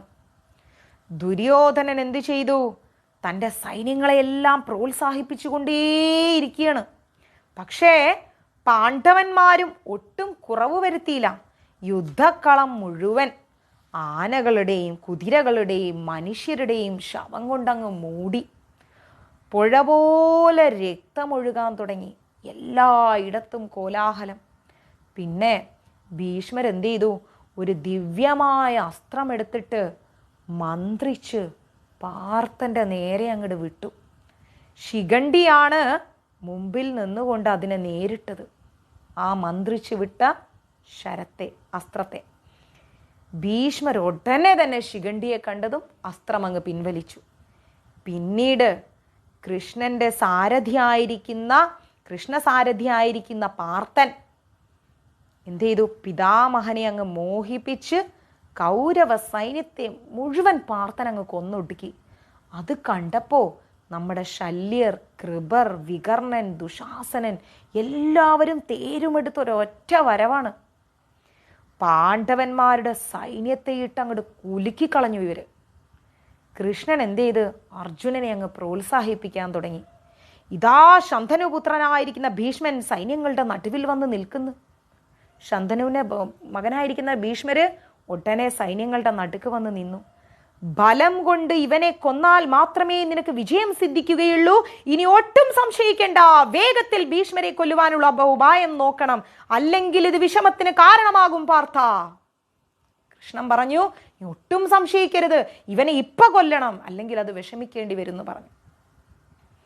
ഉടനെ ഭീഷ്മരുടെ ശരങ്ങളേറ്റ് വിഷമിച്ചിരിക്കുന്ന യോദ്ധാക്കളെ എല്ലാം അർജുനൻ എന്ത് ചെയ്തു? രക്ഷപ്പെടുത്തിയിട്ട് ശിഖണ്ഡിയെ പിടിച്ചങ്ങോട്ട് മുമ്പിൽ നിർത്തി. ഭീഷ്മരുടെ നേരെ അങ്ങ് ചെന്ന് നിന്നു. ശിഖണ്ഡി നേരിട്ട് നിന്ന് ഭീഷ്മരുടെ നേരെ അങ്ങ് ശരങ്ങൾ വിടാൻ തുടങ്ങി. കൂടെ അർജുനനും മറ്റു മഹാരഥന്മാരും എല്ലാവരും ചേർന്ന് ഭീഷ്മരുടെ നേരെ ശരങ്ങളയച്ച് ഭീഷ്മരെയും ഭീഷ്മരുടെ തേരിനെയും എല്ലാം ശരങ്ങൾ കൊണ്ട് മൂടി. ഭീഷ്മരെടുക്കുന്ന വില്ലുകളെല്ലാം അർജുനൻ മുറിച്ചു കളഞ്ഞു. ഭീഷ്മര് വില്ലെടുക്കും, അർജുനൻ മുറിക്കും, എല്ലാം മുറിച്ചു. അത് കണ്ടപ്പം നമ്മുടെ ദുശാസനൻ നേരെ ഭീഷ്മരുടെ അടുത്ത് ചെന്നു. ഭീഷ്മർ ദുശാസനോട് പറഞ്ഞു, പാണ്ഡുപുത്ര മഹാരഥനായിരിക്കുന്ന പാർത്ഥൻ അനേകം ബാണങ്ങൾ എൻ്റെ നേർക്കയക്കുന്നത് നോക്കൂ. യുദ്ധത്തിൽ അവനെ ജയിക്കുവാൻ ആർക്കും സാധ്യമല്ല. ശിഖണ്ഡി മുൻപിൽ നിൽക്കുന്നുണ്ടെങ്കിലും ആ അസ്ത്രങ്ങളൊന്നും ശിഖണ്ഡിയുടേതല്ല. മർമ്മം പിളരുകയും ചട്ട പൊട്ടിക്കുകയും ചെയ്യുന്ന മുസലങ്ങൾ പോലെയാണ് ആ ശരങ്ങൾ എനിക്ക് നേരെ വരുന്നത്. വജ്രം പോലെ വന്നു പതിക്കുന്ന ആ അസ്ത്രങ്ങളൊന്നും തന്നെ ശിഖണ്ഡിയുടേതല്ല. ഞണ്ടിൻ്റെ കുഞ്ഞുങ്ങൾ അവയുടെ അമ്മയുടെ ദേഹം പിളരുന്ന മാതിരിയും വിഷമേറിയിരിക്കുന്ന ക്രൂര സർപ്പങ്ങൾ പോലെയും എൻ്റെ നേർ പതിക്കുന്ന ഈ അസ്ത്രങ്ങൾ അർജുനൻ്റേതാണ്, ശിഖണ്ഡിയുടേതല്ല. മറ്റു രാജാക്കന്മാരുടെ ശരങ്ങളൊന്നും എന്നെ ഇങ്ങനെ പീഡിപ്പിക്കുകയില്ല. ഇത്രയും പറഞ്ഞ് പാർത്ഥനെ ദഹിപ്പിക്കുന്ന പോലെ ഭീഷ്മരൊരു വേലങ്ങോട്ടെടുത്തിട്ട് പാർത്ഥൻ്റെ നേരെ അങ്ങ് അയച്ചു. പാർത്ഥൻ ആ വേലിനെയും 3 മുറിച്ചു കളഞ്ഞു.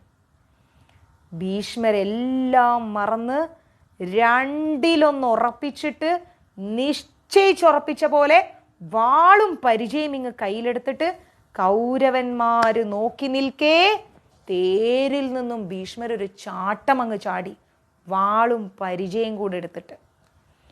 അർജുനൻ ഭീഷ്മര് തേരിൽ നിന്ന് ഇറങ്ങുന്നതിന് മുൻപ് തന്നെ അർജുനൻ നോക്കുമ്പോൾ ഭീഷ്മര് ചാടി ഇറങ്ങുകയാണ് തേരിൽ നിന്ന്. അതിറങ്ങുന്നതിന് മുൻപ് തന്നെ അർജുനൻ എന്ത് ചെയ്തു? വാളും പരിചയം കൂടെ ശരം വിട്ടിട്ട് ആ വാളും പരിചയം മുറിച്ചു കളഞ്ഞു. അതൊരു അത്ഭുതമായിരുന്നു. ആ അർജുനൻ്റെ അസ്ത്രം പോവലും ഭീഷ്മരുടെ ചാട്ടവും, ചാടി വരുന്ന ഭീഷ്മരുടെ കയ്യിൽ നിന്ന് ആ വാളും പരിചയം അർജുനൻ മുറിച്ചു കളഞ്ഞു.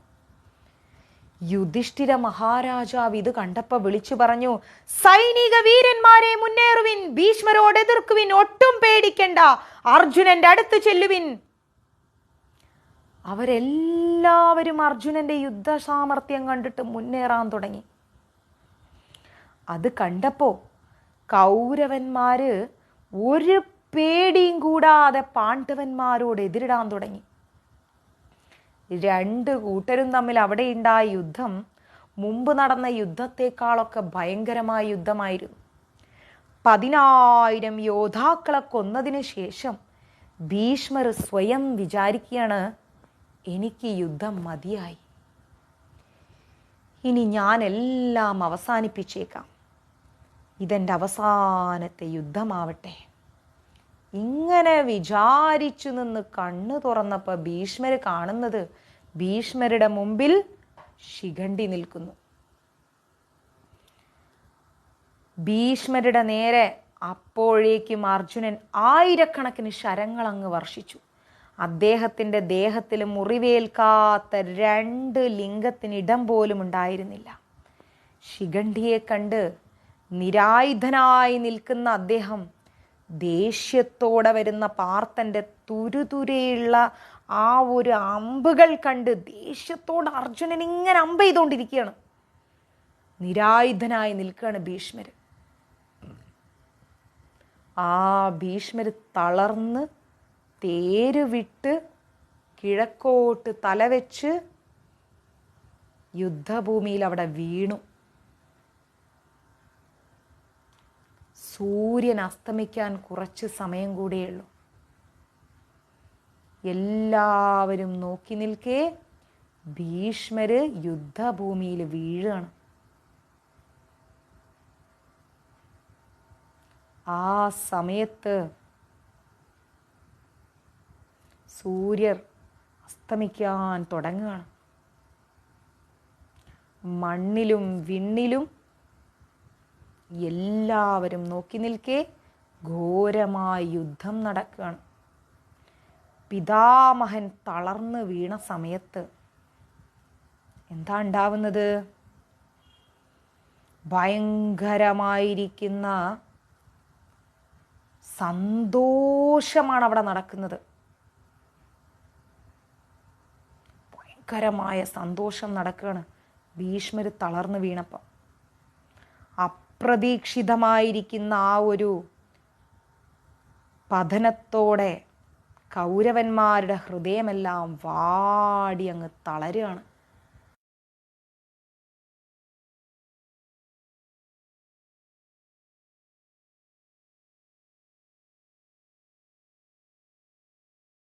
ഭയങ്കരമായിരിക്കുന്ന ശബ്ദത്തോടെ ഭീഷ്മർ വീണു.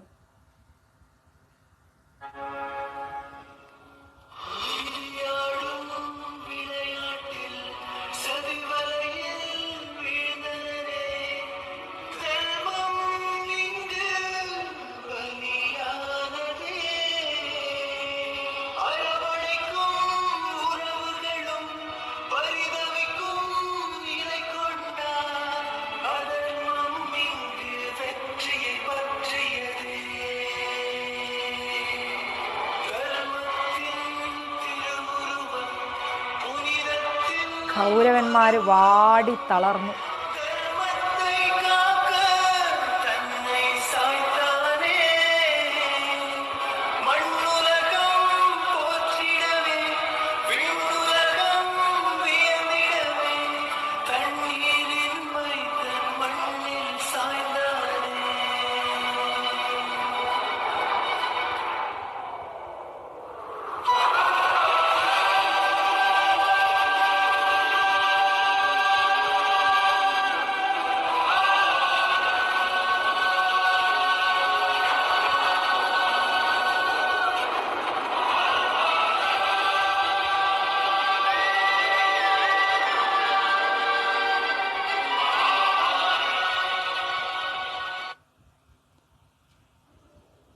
ശരം കൊണ്ട് ദേഹം മുഴുവൻ കുത്തിയത് കൊണ്ട് വീണിട്ടും ഭീഷ്മർ നിലത്ത് തൊട്ടില്ല. നിലം തൊടാതെ ശരങ്ങൾക്ക് മേലെ ഭീഷ്മർ കിടക്കുകയാണ്. ശരശയിൽ വീണ് കിടക്കുന്ന ഭീഷ്മ പിതാമകൻ്റെ മുഖത്ത് ഒരു ദിവ്യ പ്രകാശമങ്ങ് തെളിഞ്ഞു. അത് ദക്ഷിണായന കാലമായതുകൊണ്ട് ദേഹോസർഗത്തിന് പറ്റിയ സമയമല്ലാന്ന് ദേവന്മാർ അദ്ദേഹത്തെ ഓർമ്മപ്പെടുത്തി. ഉത്തരായന കാലം വരുന്നത് വരെ അദ്ദേഹം പ്രാണം വിടാതെ ശരശയ്യയിൽ അങ്ങനെ കിടക്കുകയാണ്. അപ്പോൾ അമ്മയായ ഗംഗാദേവി ചില മുനിമാരെയൊക്കെ വീണ് കിടക്കുന്ന ഭീഷ്മരുടെ അടുത്തേക്ക് പറഞ്ഞു വിട്ടു. ഹംസാഖരന്മാരായിരിക്കുന്ന അവർ വന്നിട്ട് ഭീഷ്മരെ, ആ ശരശയ്യയിൽ കിടക്കുന്ന ഭീഷ്മരെ അങ്ങ് വലം വെച്ചു. ഭീഷ്മരോട് പറഞ്ഞു, ഞാൻ ഈ ദക്ഷിണായന കാലത്ത്, ഭീഷ്മർ പറയാണ് ഇവരോട്, ഞാൻ ഈ ദക്ഷിണായന കാലത്ത് ദേഹം ഉപേക്ഷിച്ചു പോകുന്നില്ല. അച്ഛൻ എനിക്ക് സ്വച്ഛന്ത മൃത്യുവാകാനുള്ള വരം തന്നിട്ടുണ്ട്. അതുകൊണ്ട് അടുത്ത ഉത്തരായന കാലത്ത് ഞാൻ എനിക്കുള്ള സ്ഥാനത്തേക്ക് പോകുന്നതാണ്. അതുവരെ ഈ പ്രായോപവേശ വ്രതം അനുഷ്ഠിക്കുന്നതാണ്. ഇങ്ങനെ പറഞ്ഞ് ഹംസരൂപികളായിരിക്കുന്ന മുനീന്ദ്രന്മാരെ എല്ലാം മടക്കി അയച്ചിട്ട് ഭീഷ്മർ ജീവൻ വെടിയാതെ ശരശയ്യയിൽ കിടക്കുകയാണ്. ഭീഷ്മർ വീണതോടുകൂടി അന്നത്തെ യുദ്ധം അവസാനിച്ചു. രണ്ടു പക്ഷത്തുള്ളവരും വിഷമത്തോടെ നിൽക്കുകയാണ്. ഭീഷ്മർ ജീവൻ വെടിയാതെ ശരശയ്യയിലും. എല്ലാവരും ആയുധം വെച്ച് ശരശയ്യയിൽ കിടക്കുന്ന പിതാമഹൻ്റെ ചുറ്റും വന്ന് നിന്നു. ദുര്യോധനൻ, കൃപർ ഇവരെല്ലാവരും വിഷമിച്ച് കരയാൻ തുടങ്ങി. യുദ്ധത്തിൻ്റെ കാര്യമൊക്കെ എല്ലാവരും മറന്നു. കൗരവന്മാരെന്ത് ചെയ്യണമെന്നറിയാതെ തലയിൽ കൈവച്ചുകൊണ്ട് ഭീഷ്മരുടെ അടുത്തിരിക്കാൻ തുടങ്ങി. പാണ്ഡവന്മാർക്ക് മഹാനായിരിക്കുന്ന പിതാമഹൻ്റെ പതനത്തിൽ ദുഃഖമുണ്ടായിരുന്നെങ്കിലും അവരുടെ ഉള്ളിൽ വലിയൊരു കടമ്പ കടന്നു എന്നൊരു ആശ്വാസമുണ്ടായിരുന്നു. ഭീമസേനൻ കൈകൊട്ടി ആർത്ത് ശബ്ദമുണ്ടാക്കി ചിരിച്ചുകൊണ്ട് ഭീമസേനൻ എല്ലായിടത്തും തുള്ളിച്ചാടി യാത്ര ചെയ്യാൻ തുടങ്ങി, സഞ്ചരിച്ചുകൊണ്ടിരിക്കുകയാണ്. കുരുക്കള് പിന്തിരിഞ്ഞു. പാണ്ഡവപ്പട എന്തു ചെയ്തു? ദൂതന്മാരെ എല്ലായിടത്തേക്കും അയച്ച് എല്ലായിടത്തും യുദ്ധം നിർത്താൻ പറഞ്ഞു. കൗരവന്മാരും പാണ്ഡവന്മാരും ശരശയ്യയിൽ കിടക്കുന്ന ഭീഷ്മരുടെ അടുത്തേക്ക് വന്നു. ശരശയ്യയിൽ കിടക്കുന്ന പിതാമഹൻ്റെ തല കിഴക്കോട്ട് തൂങ്ങി നിൽക്കുകയാണ്. ഇങ്ങനെ ശരീരം ശരശയ്യയിലും. ഉടനെ അദ്ദേഹം തല പൊക്കി വെക്കാൻ പറഞ്ഞു. നമ്മുടെ ഭീഷ്മ പിതാമഹൻ പറഞ്ഞു, തല പൊക്കി വെക്കൂ, എൻ്റെ തല തൂങ്ങിക്കിടക്കുകയാണെന്ന് പറഞ്ഞു. ദുര്യോധനൻ ഉടനെ എന്ത് ചെയ്തു? മൃദുവും മനോഹരവുമായിരിക്കുന്ന തലയിണകൾ കൊണ്ടുവന്നു. അത് കണ്ട് നമ്മുടെ പിതാമഹൻ ചിരിച്ചുകൊണ്ട് പറഞ്ഞു, ഇതൊന്നും എൻ്റെ ഈ വീരശയ്യയ്ക്ക് പറ്റിയതല്ല. ദുര്യോധന, നിനക്ക് വേണ്ടി ഞാൻ യുദ്ധം ചെയ്തു. എൻ്റെ ശരീരം ഇന്ന് ശരത്തിൻ്റെ മുകളിലാണ്. എൻ്റെ തലയ്ക്കടിയിൽ നീ എന്തിന് തലയിണ കൊണ്ടുവന്നു? അത് കേട്ടപ്പോൾ ദുര്യോധനൻ്റെ കണ്ണുകളിൽ നിന്ന് ധാരധാരയായി കണ്ണുനീര് വരികയാണ്. അടുത്ത് നിൽക്കുന്ന അർജുനനെ നോക്കിയിട്ട് ഭീഷ്മ പിതാമഹർ പറഞ്ഞു, ഉണ്ണി, ധനഞ്ജയ, നീ കാണുന്നില്ലേ എൻ്റെ തല തൂങ്ങിക്കിടക്കുന്നത്? എനിക്ക് ഉചിതമായിരിക്കുന്ന ഒരു ഉപദാനം തരൂ. ഉടനെ അർജുനൻ ഗാണ്ഡീവം കയ്യിലെടുത്തിട്ട് കണ്ണുകൾ അടച്ചിട്ട് 3 ശരങ്ങൾ കൊണ്ട് പിതാമഹൻ്റെ തലയങ്ങ് പൊക്കി. ഊക്കേറിയ 3 ശരങ്ങൾ പിതാമഹൻ്റെ തലയ്ക്കടിയിൽ വന്നപ്പം തലയും ഒരുപോലെ നിന്നു. ഭീഷ്മർ രണാങ്കണത്തിൽ ശരശയ്യയിൽ കിടക്കുന്ന തനിക്ക് ഉചിതമായിരിക്കുന്ന ഉപദാനം നൽകിയതിന് പാർത്ഥൻ്റെ ഉചിതജ്ഞയെ അധികമായിട്ടങ്ങ് പ്രശംസിച്ചു. ദുര്യോധനൻ പറഞ്ഞതനുസരിച്ച് സമർത്ഥരായിരിക്കുന്ന വൈദ്യന്മാർ അപ്പോഴേക്കും അവിടെ ഓടിയെത്തി. വ്രണങ്ങൾ ശമിപ്പിക്കാൻ വേണ്ട ഉപകരണങ്ങളും മരുന്നുകളുമൊക്കെ അവർ കൊടുക്കാൻ തുടങ്ങി. ഭീഷ്മർ അത് കണ്ടപ്പോൾ ദുര്യോധനനോട് പറഞ്ഞു, ദുര്യോധന, നമുക്കിപ്പോൾ ചികിത്സയുടെയും ഔഷധങ്ങളുടെയും ഒന്നും ആവശ്യമില്ല. ഇവരെ യഥോചിതം ബഹുമാനിച്ച് സന്തോഷിപ്പിച്ചയച്ചോളൂ. ശരതൽപ്പത്തിൽ വീണ എനിക്ക് വൈദ്യ ശുശ്രൂഷ ധർമ്മമല്ല ഉണ്ണി. ഈ ശരങ്ങൾ എല്ലാം കൂടി എന്നെ യഥാകാലം ചിതയിൽ വയ്ക്കുകയാണ് വേണ്ടത്. ഇത് കേട്ടപ്പോൾ ദുര്യോധനൻ വൈദ്യന്മാർക്ക് പ്രതിഫലം കൊടുത്ത് പറഞ്ഞയച്ചു. അവിടെ പിതാമഹൻ്റെ രക്ഷയ്ക്കു വേണ്ട എല്ലാ ഏർപ്പാടുകളും ചെയ്തു. എല്ലാവരും പിരിഞ്ഞുപോയി. കൃഷ്ണൻ ധർമ്മപുത്രൻ്റെ അടുത്തേക്ക് ചെന്നു. എല്ലാവരും അവരവരുടെ കൂടാരങ്ങളിലേക്ക് പോയി. പിതാമഹൻ ശരശയ്യയിൽ കിടക്കുകയും ചെയ്തു. അങ്ങനെ കൃഷ്ണൻ ധർമ്മപുത്രൻ്റെ അടുത്തേക്ക് പോയിട്ട് പറഞ്ഞു, അങ്ങയുടെ ഭാഗ്യത്താൽ ഭീഷ്മർ വീണു. അല്ലെങ്കിൽ അദ്ദേഹത്തെ ജയിക്കുവാൻ ആർക്കും സാധ്യമല്ല. ഭീഷ്മർ ജീവിച്ചിരുന്നുവെങ്കിൽ നിങ്ങൾക്ക് ജയം കിട്ടുകയുണ്ടായിരുന്നില്ല. അങ്ങനെ ഒരു മഹാഭാഗ്യം നിങ്ങൾക്ക് സിദ്ധിച്ചിരിക്കുന്നു. അതിന് ധർമ്മപുത്രൻ മറുപടി കൊടുത്തു. എന്താണെന്നറിയോ? കൃഷ്ണ, എല്ലാം ഭഗവാന്റെ അനുഗ്രഹം തന്നെ. ഭവാൻ കനിഞ്ഞാൽ വിജയവും ക്രോധിച്ചാൽ നാശവും തീർച്ചയാണ്. അങ്ങയുടെ കാരുണ്യമാണ് വിജയത്തിന് ആധാരം. അങ്ങയുടെ ക്രോധമാണ് അധപ്പതനത്തിനു കാരണം. ഈ യുദ്ധത്തിൽ അങ്ങ് ഞങ്ങൾക്ക് രക്ഷകനായുള്ളപ്പോൾ ഞങ്ങൾക്ക് ഗുണം മാത്രമേ വരികയുള്ളൂ. ഇതിൽ ആശ്ചര്യമൊന്നുമില്ല. ഇതെല്ലാം രാജാവിൻ്റെ വിനയത്തിനും ജ്ഞാനത്തിനും ചേർന്നതു തന്നെ എന്ന് പറഞ്ഞ് കൃഷ്ണൻ ചിരിച്ചു.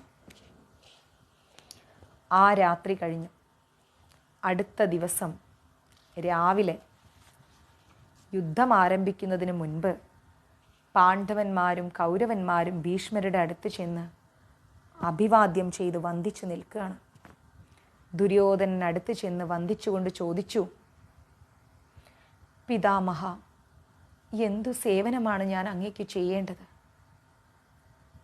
ഇത് കേട്ടപ്പോൾ നമ്മുടെ ഭീഷ്മൻ പറയാണ്, കുടിക്കുവാൻ കുറച്ച് വെള്ളം തന്നാലും ഉണ്ണി.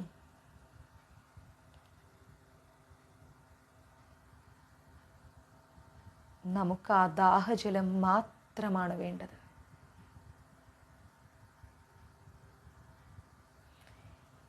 ഇത് കേട്ട ദുര്യോധനൻ ഉടനെ ആളുകൾ അയച്ചിട്ട് വിശിഷ്ടമായിരിക്കുന്ന പാനീയങ്ങളും ഭോജ്യങ്ങളും ഒക്കെ കൊണ്ടുവന്നു. അത് കണ്ടപ്പം ചിരിച്ചുകൊണ്ട് പിതാമഹൻ പറഞ്ഞു, ദുര്യോധന, നാം ശയിക്കുന്നത് ശരങ്ങൾക്ക് മുകളിലാണ്. നാം മരണം കാത്തു കഴിയുന്ന ഒരാത്മാവ് മാത്രമാണ്. കഴിഞ്ഞ കാലങ്ങളിലെ മനുഷ്യർ കഴിച്ചിരുന്ന ഭോജ്യങ്ങളൊന്നും തന്നെ എനിക്ക് ആവശ്യമില്ല. ഉത്തരായനം കാത്ത് പ്രാണധാരണം ചെയ്യുന്ന എനിക്ക് ഈ വക പാനീയങ്ങളെ കൊണ്ട് എന്തു കാര്യമുണ്ണി? ദയവു ചെയ്ത് അർജുനനെ വിളിപ്പിക്കുക. അർജുനൻ ഓടി വന്ന് പിതാമഹൻ്റെ അടുത്ത് വന്ന് വന്ദിച്ചിട്ട് ചോദിച്ചു, എന്തു സേവനമാണ് ഞാൻ അങ്ങേക്ക് ചെയ്യേണ്ടത്? ഭീഷ്മർ പറഞ്ഞു, അർജുന, നിന്റെ ശരങ്ങൾ കൊണ്ട് എൻ്റെ ദേഹം ചുട്ടു നീറുന്നു അർജുന. എൻ്റെ മുഖം വരളുന്നു അർജുന. എനിക്ക് കുടിക്കുവാൻ കുറച്ച് വെള്ളം തരൂ അർജുന. എനിക്ക് വേണ്ട വെള്ളം തരുവാൻ നിനക്ക് മാത്രമേ കഴിയൂ. അർജുനൻ ഉടനെ ഗാണ്ഡീവ്യം കുലച്ചിട്ട് ജ്വലിക്കുന്ന ഒരു അമ്പെടുത്തിട്ട് തൊടുത്തു. പാർജസ്ഥാനത്തോട് ചേർത്ത് എല്ലാവരും കണ്ടു നിൽക്കെ ഭീഷ്മ പിതാമഹന്റെ വലതുഭാഗത്തുള്ള ഭൂമിയെ ലക്ഷ്യമാക്കി അർജുനൻ അമ്പയച്ചു. ഉടനെ തന്നെ ഭൂമിയിൽ നിന്ന് തെളിഞ്ഞ അമൃതിന് തുല്യമായിരിക്കുന്ന ജലധാര അങ്ങ് ഉയർന്നു വന്നു. എല്ലാവരും ആശ്ചര്യത്തോടെ അർജുനനെ അങ്ങ് പ്രശംസിച്ചു. പിതാമഹനും സംതൃപ്തമായിട്ട് പാർത്ഥനെ അഭിനന്ദിച്ചുകൊണ്ട് പറഞ്ഞു, അർജുന, നിനക്കിതിലും വലിയ അത്ഭുതങ്ങൾ ചെയ്യാൻ സാധിക്കുമെന്ന് നമുക്കറിയാം. വാസുദേവ സഹായനായ നിനക്ക് അസാധ്യമായിട്ടൊന്നും തന്നെ ഉണ്ടാവുകയില്ലെന്ന് നാരദൻ പറഞ്ഞു ഞാൻ കേട്ടിട്ടുണ്ട്. നിന്റെ ശക്തിയെപ്പറ്റി അറിയാത്തത് കൊണ്ടാണ് കൗരവന്മാർ നിന്നോട് എതിരിടുന്നത്. ഞാനും വിതുരനും ദ്രോണരും എല്ലാവരും പറഞ്ഞിട്ടും ദുര്യോധനൻ കേട്ടില്ല അർജുന. അതിൻ്റെ ഫലം അവർ അടുത്തു തന്നെ അനുഭവിക്കും. തളർന്നാണ് ഭീഷ്മപിതാമഹൻ സംസാരിക്കുന്നത്. ശരശയ്യയിലാണ് കിടക്കുന്നത്. പിന്നീട് ദുര്യോധനനെ വിളിച്ചിട്ട് പറഞ്ഞു, ദുര്യോധന, കണ്ടില്ലേ നീ അർജുനൻ്റെ മഹത്വം? ഈ അമൃത സമാനമായിരിക്കുന്ന ജലം ഭൂമിയിൽ നിന്നും വരുത്തുവാൻ മറ്റാർക്ക് കഴിവുണ്ട് ദുര്യോധന? എൻ്റെ ദാഹം ശമിപ്പിക്കുവാൻ ഈ ജലധാര കൊണ്ടല്ലാതെ മറ്റെന്തുകൊണ്ട് കഴിയും അർജുന? ഈ പാർത്ഥൻ വാസുദേവ സഹായനായി നിൽക്കുമ്പോൾ അവനെ ജയിക്കുവാൻ ആർക്കും കഴിയില്ല ദുര്യോധന. അതുകൊണ്ട് ഇവനുമായി സന്ധി ചെയ്യുകയാണ് നിനക്ക് നല്ലത് ദുര്യോധന. നിഷിദ്ധങ്ങളായിരിക്കുന്ന ശരങ്ങളാൽ നിന്റെ സൈന്യത്തെ മുഴുവൻ ചുട്ടരിക്കുന്നതിനു മുൻപ് നിന്റെ സഹോദരന്മാരുമായി സന്ധി ചെയ്ത് സമാധാനമായിരിക്കൂ ദുര്യോധന. എന്നോടുകൂടി ഈ യുദ്ധം അവസാനിക്കട്ടെ. പാർത്ഥന്മാരുമായി യോജിക്കൂ ദുര്യോധന. എൻ്റെ വാക്കു കേൾക്കുന്നത് നിനക്കും നിന്റെ കുലത്തിനും ഗുണകരമായിരിക്കും. ഭീഷ്മരുടെ അവസാനത്തോടുകൂടി നിങ്ങൾ പരസ്പരം ചേരുവിൻ ദുര്യോധന. മറ്റുള്ളവർ ജീവിക്കട്ടെ ദുര്യോധന. പകുതി രാജ്യം നീ പാണ്ഡവർക്ക് കൊടുത്ത് ധർമ്മപുത്രർ ഇന്ദ്രപ്രസ്ഥത്തിൽ വാഴട്ടെ ദുര്യോധന. നിനക്ക് കുലനാശകൻ എന്ന ദുഷ്പേര് വരാതിരിക്കട്ടെ ദുര്യോധന. മറ്റു രാജാക്കന്മാരെല്ലാം നിന്നെ അഭിനന്ദിക്കും ദുര്യോധന. ഞാൻ പറയുന്ന ഈ ഹിതമായ വാക്കു നീ കേൾക്കുന്നില്ല എങ്കിൽ സർവവും നശിച്ച് തീരാ ദുഃഖത്തിന് കാരണമാകും ദുര്യോധന. ഈ പറയുന്ന എൻ്റെ അവസാന വാക്ക് നീ കേൾക്കുക ദുര്യോധന. ഞാൻ എൻ്റെ ദേഹം വിടുവാൻ അല്പസമയം മാത്രമേയുള്ളൂ. നിനക്ക് വേണ്ടി പോരാടുന്ന കൗരവ സൈന്യത്തെ മുഴുവൻ നശിപ്പിക്കാതെ നീ നല്ല പേര് വാങ്ങൂ ദുര്യോധന. എന്നാൽ ഭീഷ്മപിതാമഹൻ അവസാന സമയത്തു പറഞ്ഞ വാക്കുകളൊന്നും ദുര്യോധന സമ്മതമായിരുന്നില്ല. വിനാശകാലേ വിപരീത ബുദ്ധി. ചാവാനെടുത്ത രോഗിക്ക് ഔഷധമൊന്നും ഫലിക്കില്ല. അതുപോലെയാണ് പാണ്ഡവപക്ഷപാതം കൊണ്ടാണ് ഭീഷ്മർ ഇതെല്ലാം പറയുന്നത് എന്നാണ് ദുര്യോധനൻ ചിന്തിക്കുന്നത്. ദുര്യോധനൻ ആലോചിച്ചു, ഇദ്ദേഹം എന്തായാലും മരിക്കും. പാണ്ഡവന്മാരോടുള്ള സ്നേഹം കൊണ്ടാണ് ഈ പറയുന്നത്. അതുകൊണ്ട് യുദ്ധം നിർത്താൻ ദുര്യോധനൻ തയ്യാറല്ല. എല്ലാവരും അവിടെ നിന്ന് പിരിഞ്ഞുപോയി. തളർന്ന വിറയ്ക്കുന്ന വാക്കുകളോടുകൂടി ഭീഷ്മർ ആ ശരശയ്യയിൽ തന്നെ കിടന്നു. ഭീഷ്മർ യുദ്ധത്തിൽ വീണുപോയി എന്നറിഞ്ഞപ്പോൾ കർണൻ ഒരൽപ്പം ഭയപ്പെട്ടു. എന്നാലും കർണൻ എന്ത് ചെയ്തു? ഓടി ഭീഷ്മരുടെ അടുത്ത് വന്നു. കണ്ണടച്ചു കിടക്കുന്ന ഭീഷ്മരെ സമീപിച്ചിട്ട് കർണൻ പറഞ്ഞു, അല്ലയോ ഗംഗേയ, ഭവാൻ എപ്പോഴും ദ്വേഷിച്ചിരുന്ന രൗധേയൻ ഇതാ കുമ്പിടുന്നു. പിതാമഹൻ കണ്ണുകൾ തുറന്ന് കർണനെ കണ്ട് സ്നേഹത്തോടെ നോക്കി. എന്നിട്ട് അരികിൽ വിളിച്ചിട്ട് വിറയ്ക്കുന്ന കൈകൾ കൊണ്ട് ഭീഷ്മർ കർണന്റെ കൈ പിടിച്ചിട്ട് പറഞ്ഞു, വരൂ വരൂ കർണ, നീ എപ്പോഴും എന്നോട് മത്സരിക്കുന്നവനാണല്ലോ. ഇപ്പോഴെങ്കിലും എൻ്റെ അടുത്ത് വന്നത് നന്നായി കർണ. നീ രാധേയനല്ല, കൗന്ദേയനാണ്. നാരദനും വ്യാസനും എന്നോട് നിന്റെ ചരിത്രമെല്ലാം പറഞ്ഞിട്ടുണ്ട്. എനിക്ക് നിന്നോട് യാതൊരു ദ്വേഷവുമില്ല. നീ വെറുതെ പാണ്ഡവന്മാരെ ദ്വേഷിക്കുകയാണ്. അതുകൊണ്ട് നിന്റെ തേജോവധത്തിനായിട്ടാണ് ഞാൻ പരുഷമായിരിക്കുന്ന വാക്കുകളെല്ലാം പറഞ്ഞിരുന്നത്. നീചാശ്രയം കൊണ്ടും മാത്സര്യം കൊണ്ടും ധർമ്മലോപം വന്ന് നിന്റെ ബുദ്ധി കെട്ടുപോയിരിക്കുന്നു. അതുകൊണ്ടാണ് നിന്നെപ്പറ്റി ഞാൻ രൂക്ഷമായി സംസാരിച്ചത്. ശത്രുക്കൾക്ക് ദുസ്സഹമായിരിക്കുന്ന നിന്റെ മഹത്തമായ വീര്യത്തെപ്പറ്റി എനിക്കറിയാം. നിന്നോട് തുല്യമായി വേറെ യോദ്ധാക്കളൊന്നും തന്നെയില്ല. കുലച്ചിത്ര ഭയം കാരണമാണ് ഞാൻ നിന്നോട് പരുഷമായ വാക്കുകൾ പറഞ്ഞത്. എനിക്ക് നിന്നോട് യാതൊരു വിരോധവുമില്ല. അല്ലയോ കർണ, ദൈവത്തെ പരുഷം കൊണ്ട് ജയിക്കുവാൻ സാധിക്കുകയില്ല കർണ. വീരന്മാരായിരിക്കുന്ന പാണ്ഡവന്മാർ നിന്റെ സഹോദരന്മാരാണ്. കൃഷ്ണൻ സഹായത്തിന് അവരെ ജയിക്കുവാനുള്ളപ്പോൾ ആരെയും ജയിക്കാൻ കഴിയില്ല കർണ. അതുകൊണ്ട് ദേഷ്യം ഉപേക്ഷിച്ച് അവരോട് യോജിക്കൂ കർണ. എൻ്റെ അവസാനത്തോടു കൂടി ഈ വൈര്യമെല്ലാം തീർന്ന് മണ്ണിലെ രാജാക്കന്മാരെല്ലാം സുഖമായി ജീവിക്കട്ടെ കർണ. ഇത് കേട്ടപ്പോൾ നമ്മുടെ കർണൻ പറയാണ്, അങ്ങു പറഞ്ഞ സത്യം ഗ്രഹിച്ചിട്ടുണ്ട് ഞാൻ സൂതപുത്രനല്ല കുന്തിപുത്രനാണെന്ന് എനിക്കറിയാം. പക്ഷെ കുന്തി എന്നെ ഉപേക്ഷിച്ചതല്ലേ? എന്നെ പോറ്റി വളർത്തിയ സൂതനെ ഉപേക്ഷിക്കാൻ ഞാനിപ്പോൾ അശക്തനാണ് പിതാമഹ. ദുര്യോധനന്റെ ഐശ്വര്യത്തിലാണ് ഞാൻ വളർന്നു വന്നത്. അതുകൊണ്ട് ദുര്യോധനനെ വിട്ട് പാണ്ഡവ പക്ഷത്ത് ചേരുക എന്നുള്ളത് എനിക്ക് ആലോചിക്കാൻ പോലും സാധിക്കുന്നതല്ല. പാണ്ഡവന്മാരെ പറ്റിയും വാസുദേവനെ പറ്റിയും എനിക്ക് നല്ല രീതിയിൽ അറിയാം. അവർ അജയ്യന്മാരെന്നറിഞ്ഞുകൊണ്ട് തന്നെയാണ് ഞാൻ പൊരുതുന്നത്. ക്രൂരന്മാരായ വൈര്യം തീർക്കുക അസാധ്യമാണ്. അർജുനനോ ഞാനോ ഇല്ലാതാകുന്നതുവരെ ആ വൈര്യം നിലനിൽക്കും.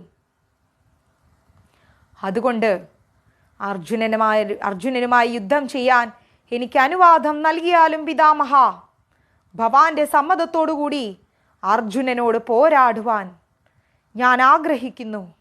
ഞാൻ എൻ്റെ എടുത്തുചാട്ടം മൂലം അവിവേകം കൊണ്ടും വല്ല ദുർവാക്കുകളും പറഞ്ഞിട്ടുണ്ടെങ്കിൽ, വല്ല തെറ്റുകളും ചെയ്തിട്ടുണ്ടെങ്കിൽ അതെല്ലാം ക്ഷമിക്കണമെന്ന് ഞാൻ വിനയത്തോടുകൂടി അങ്ങയോട് അപേക്ഷിക്കുകയാണ്. പാണ്ഡവന്മാരോടുള്ള വൈര്യം മൂർജിച്ചു നിൽക്കുന്ന കർണന്റെ വാക്കുകൾ കേട്ടപ്പോൾ നമ്മുടെ ഭീഷ്മർ ഒരു കാര്യം പറഞ്ഞു.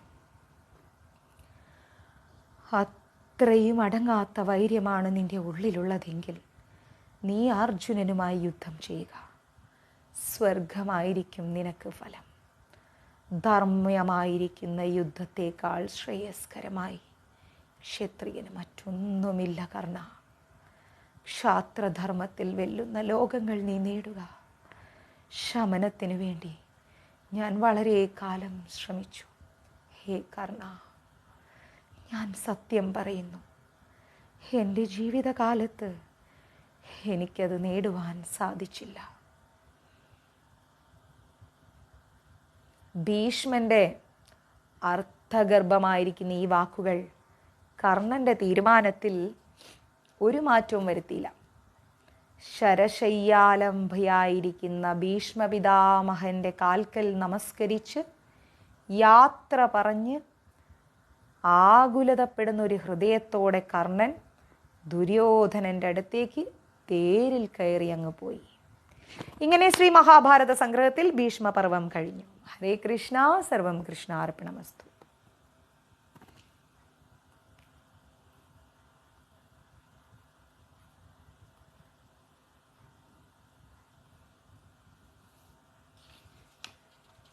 കഴിഞ്ഞു കേട്ടോ ഭീഷ്മപർവം. ഹരിബോൾ. നാളെ രാത്രി 10 മണിക്ക് ദ്രോണപർവം 11ാമത്തെ ദിവസത്തെ യുദ്ധം. ഹാപ്പി. നല്ല ക്ലാസ് ആയിരുന്നു. ഗുരുവായൂരപ്പൻ്റെ കാരുണ്യം, അദ്ദേഹം നൽകിയ ശബ്ദം എനിക്ക് സംസാരിക്കാൻ കഴിവില്ല എന്ന് ഡോക്ടേഴ്സ് വിധി എഴുതിയപ്പോഴും ശ്രീ ഗുരുവായൂരപ്പൻ്റെ തൃപ്പാദത്തെങ്കിലേക്ക് എൻ്റെ അച്ഛൻ നടന്നുപോയി എനിക്ക് ദാനമായി നൽകിയ ശബ്ദം, അങ്ങയുടെ ക്ലാസ്സുകൾ, അങ്ങയുടെ കാരുണ്യങ്ങൾ, അങ്ങയുടെ എന്താ പറയുക എല്ലാ അനുഗ്രഹങ്ങളും ലോകത്തിന് സമർപ്പിക്കാൻ അദ്ദേഹം എനിക്ക് ശബ്ദം നൽകി. ആ തൃപ്പാദങ്ങളിൽ നമസ്കരിക്കുന്നു. ഹരേ കൃഷ്ണ. തിരിച്ചു വരൂ എല്ലാവരും, ക്ലാസ് കഴിഞ്ഞു, തിരിച്ചു വരൂ, തിരിച്ചു വരൂ. സൂപ്പർ. പക്ഷേ ഞാൻ അപ്സെറ്റാണ്, നിങ്ങളാരും ഷെയർ ചെയ്യുന്നില്ല, നിങ്ങളാരും ഷെയർ ചെയ്യുന്നില്ല. മാക്സിമം ഷെയർ ചെയ്യും.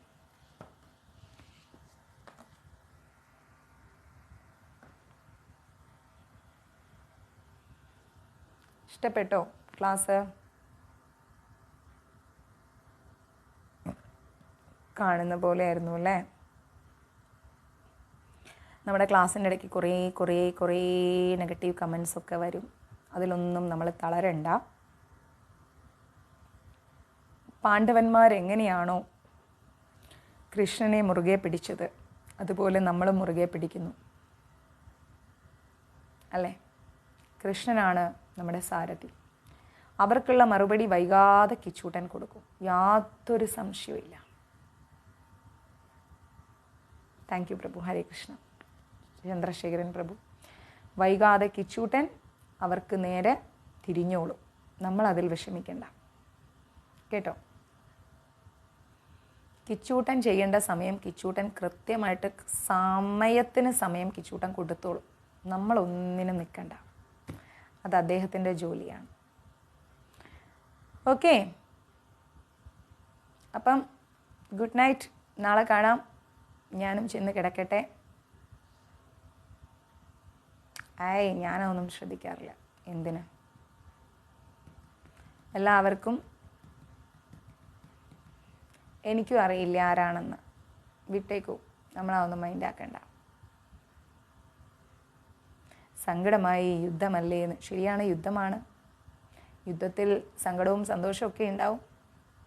ഓക്കെ, അപ്പോൾ എല്ലാവരും മാക്സിമം ഷെയർ ചെയ്യാം. നാളെ രാവിലെ 10 മണിക്ക് എനിക്ക് വർക്ക് വന്നിട്ടില്ല എങ്കിൽ നാളെ രാവിലെ 10 മണിക്ക് നമുക്ക് എന്ത് ചെയ്യാം? ഗീത ക്ലാസ്സിൽ കാണാം.